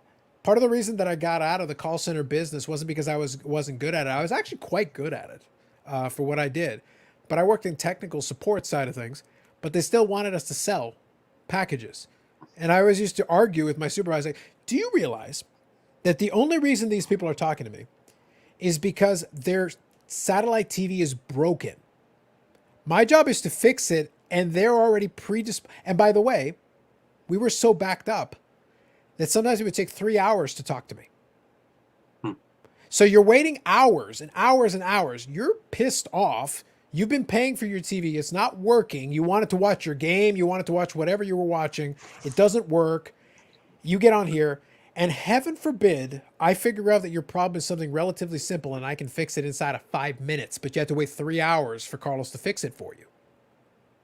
But now you're pissed at me. I did my job. I could only answer you when I could answer you. The backlog was huge. So you're going to scream at me. I don't care, fortunately for me. But the point is that I understand why you're mad. I don't take it personally. I understand why you're angry. But at the same time, it's like, and then you want me to sell them, HBO? Oh, that pisses me off when they. Are you an idiot? Like, I get so upsell. upset. I can stay calm because I understand everything you just said. Yeah. And I don't think yelling at the people that are trying to help you is always a smart thing to do. But I have been waiting. I'm upset about this not working. Yeah. And now you're trying to get more money out of me. Correct. Yeah. It sends me through the roof. Yeah. But that's why I used to, for almost 2 years, I had the same supervisor in that job. And we had a meeting every single month. And every single month, the meeting went the exact same way for 24 consecutive monthly meetings. Hey, Carlos, you're doing great. All the stuff is good. The feedback's good and everything. I go, good. And it's like, but I'd really like to see you bump up the upgrades and the thing. And I'm like, do you understand the nature of the business that I'm in? The fact that people don't cancel and the fact that I can talk them off the ledge after they had to wait hours, I can get them calmed down to the point we can have a civil conversation and I can fix their problem when they're furious and they don't cancel. That's like a new user because they want to cancel your service. Yeah. Yeah. You're 100% correct. It's like, I saved you guys. You guys are still getting money because of me and you're not counting that. It's like, guys, I saved you. Yeah. It's like, it's my job at that point to be the last line of defense. I saved you $600,000 this month. Yeah. It's like, if they go to the next guy, it's the cancel. So I'm the last line of defense, keeping it from happening. So it's like, but you never give me credit for that. No. But I did mess with the guy one time. Finally, I got fed up with the guy and I told him, it's like, okay, moron. And I was like, do you want, at a certain point, I just started being flippant with the guy because I was there on his team for so long. I was keeping his stats up. So I'm like, you need me more than I need you. So shut up. Here's the deal. The system can be gamed. And he goes, no, it can't. It's like, all right, fine. Fine. You don't believe it can be gamed? Game on, sir. That month I had 30 upgrades. Basically what they call as upgrades is just add a channel or something, whatever, small stuff. Okay. So I said, okay, you don't think it can be gamed? Sure. You're supposed to get 40. 40. I'm getting 30, which, by the way, given how many things I fix, is actually not bad. It's actually pretty, and it's better than the team average because his team was demoralized because none of them ever get promoted on his team. That's the reason why he was the worst supervisor to have. No one ever got promoted. If you were good, he'd find a way to keep you down. I got turned down for 3 promotions under his watch because he'd find an excuse to keep me from getting promoted. Couldn't lose you. Yeah, exactly. So I'm like, why would I be motivated to help you then, you idiot? That's why the rest of your team sucks and they're demotivated. They're like, well, I'm just going to punch in, punch out. I don't care. So I said, all right, fine. Now I'm just going to screw with you because I'm Carlos. See? But so I said, fine. But here's the thing. The way the system works, if you downgrade somebody and put back the same stuff they already had, it sends a ping to the receiver, which is something you do normally to fix certain types of problems and clean up the receiver and reset it. That's a standard operating procedure. You don't have to do it that way, but you can do it that way. But if you do it that way, it also counts as an upgrade. They don't pay a dime more. The user doesn't notice a damn thing has happened because from their perspective, they've got the same package they had before, the same channels they had before. Nothing has changed. I still did my job. I went from 30 to 387 upgrades in 1 month. I went into the meeting. He goes, oh, Carlos, that's much better. It's like, you don't think it's odd that I increased the upgrades by a factor of 13? Doesn't seem odd to you? Doesn't seem strange. 30, 300, almost 90? Anything? Nothing? He just stared at me and I was like, you're an idiot. Good day. You could always game the system. Anybody who understood how it worked is like, you guys are idiots. This is a stupid metric. It doesn't work that way. Yeah. If you know how to get, it doesn't mean anything. That's why I was like, guys, leave me alone. The number crunches that are looking at the paper though are doing backflips. Oh yeah, listen, I always got the best bonuses on that team and I got the highest raises, but I was never good enough to get promoted. That's why that company was in the state it was in. Is that it's like, so I'm doing a good job, but you guys never see fit to promote me. Seems logical, but you never reprimand me, even though I keep falling below your expectations because you realize that you need to keep me around to keep this thing propped. When I finally did leave, the guy lasted 2.5 months. He was about to get fired. He had to beg them for a demotion to keep his job. He lasted 2.5 months after I left that team. The rest of the people on that team were the same.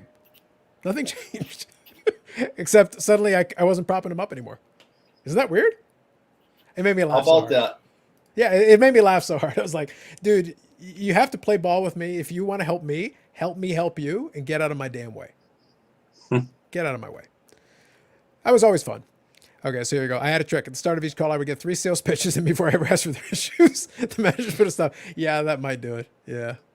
Oh, I'd go bananas if they tried to sell to me first. I'd lose. Oh my god. You want to piss people off? That is the worst thing you can do. Mm-hmm. Oh my god. Before I help you, and I can help you, you have to listen to these 3 sales pitches. Oh my god, I'd lose my mind. They would have loved it. To be honest, they would have loved it, and that probably would have gotten you promoted. Even though you would have infuriated customers and gotten them to cancel. Oh yeah. They would have been like, "Hey, you promoted the product." It was like, when I started at that company, I worked there for 2.5 years. When I started there, they had 900,000 subscribers. They did promotions and things every single month to bring new people in, all the time. All give away free equipment, this, that, and the other thing, blah, blah, blah. When I left, they had 900,000 subscribers. I'm like, do you realize that's the reason why you don't grow? You get as many cancellations as you get new people in for the new shit. You're not actually growing because your product isn't getting better. Your product's shit. Yeah, the new ones you add is the attrition you lost. So I was like, all right, I'm here so I don't get fined. Whatever, man. I did 2.5 years. I was like, all right, I took 50,000 phone calls. I have done my time. I've answered more phone calls than most people need to in a lifetime. True. Yeah, so there you go. Mastradamus. I know I've seen that name around. So F in Marathon, not even close, buddy. Not in my world. No. This is above average. Mildly above average. Anyway, so I think we'll call her. I think we'll start calling it in. Guys, any last minute comments here? Thanks to everybody in the chat for participating. Thanks for everybody for popping in. The regulars, Personal Finance Dad hanging out, Andy Schibleimer from Factors popping in, Rick Vintage Oddball Cards, of course, all the regulars.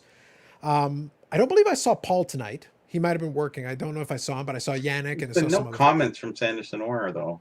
I don't know. I know it's weird, right? Yeah. Weird. But we'll figure it out. We'll send a search party. His We'll find fingers it. are usually moving quite a bit, so I don't know where he is. That's right. So Bell was outed to CBC for causing stress in their place. Fair enough. Or if a customer's annoyed, I would transfer him to the Spanish line. Well, the problem is I would have been the Spanish line. Yeah. I could have done that too. Okay. Yeah, exactly. Exactly. Agreed. Yeah, if a customer annoyed me. If a customer annoyed me, I always enjoyed, because call center, you learn a million tricks. Again, you can game every part of the system. But if somebody annoys me, it's one of those things where I would be like, okay, let me check with the supervisor. Hold. Go over and take a siesta. Go grab a sandwich. Refill my drink. Yep. It's like, Carlos, are you going to fix the thing? No, actually, we can't fix it. But they were yelling so much and they started pissing me off, so I said I would look into it. So what are you going to do? I'm going to go back and tell them, we checked. Can't do it. Nope. Sorry. You get to wait 20 minutes on hold for the privilege of me coming back and telling you not a damn thing's going to change. Mm-hmm. Don't mess with me when I was on my own call line. You're gonna do better. Just play it straight. Just tell me what you need. And most of the time, actually, I was happy to accommodate. If it was within my capability to do so, just ask like a normal person. You'd be surprised how often. Yep, sure. I think we can do that. Yeah. You're an asshole? Well, I'm a bigger asshole. So advantage me. And I'm the one with the hold button, not you. I try to kill them with kindness. Yeah, it's usually a wise strategy because I was also the guy who took escalation, so I knew how to de-escalate, and I would do a lot of. It's like, look, I'll play along, but it's like, guys, I get paid the same whether you're happy or not. So it's like, let's not play this game. It doesn't work out.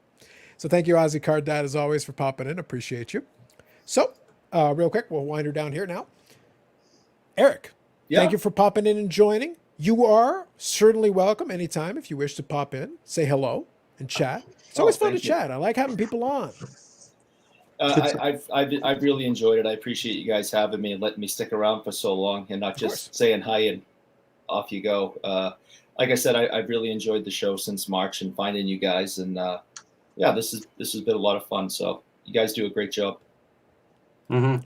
Appreciate you. Yeah, that's true too.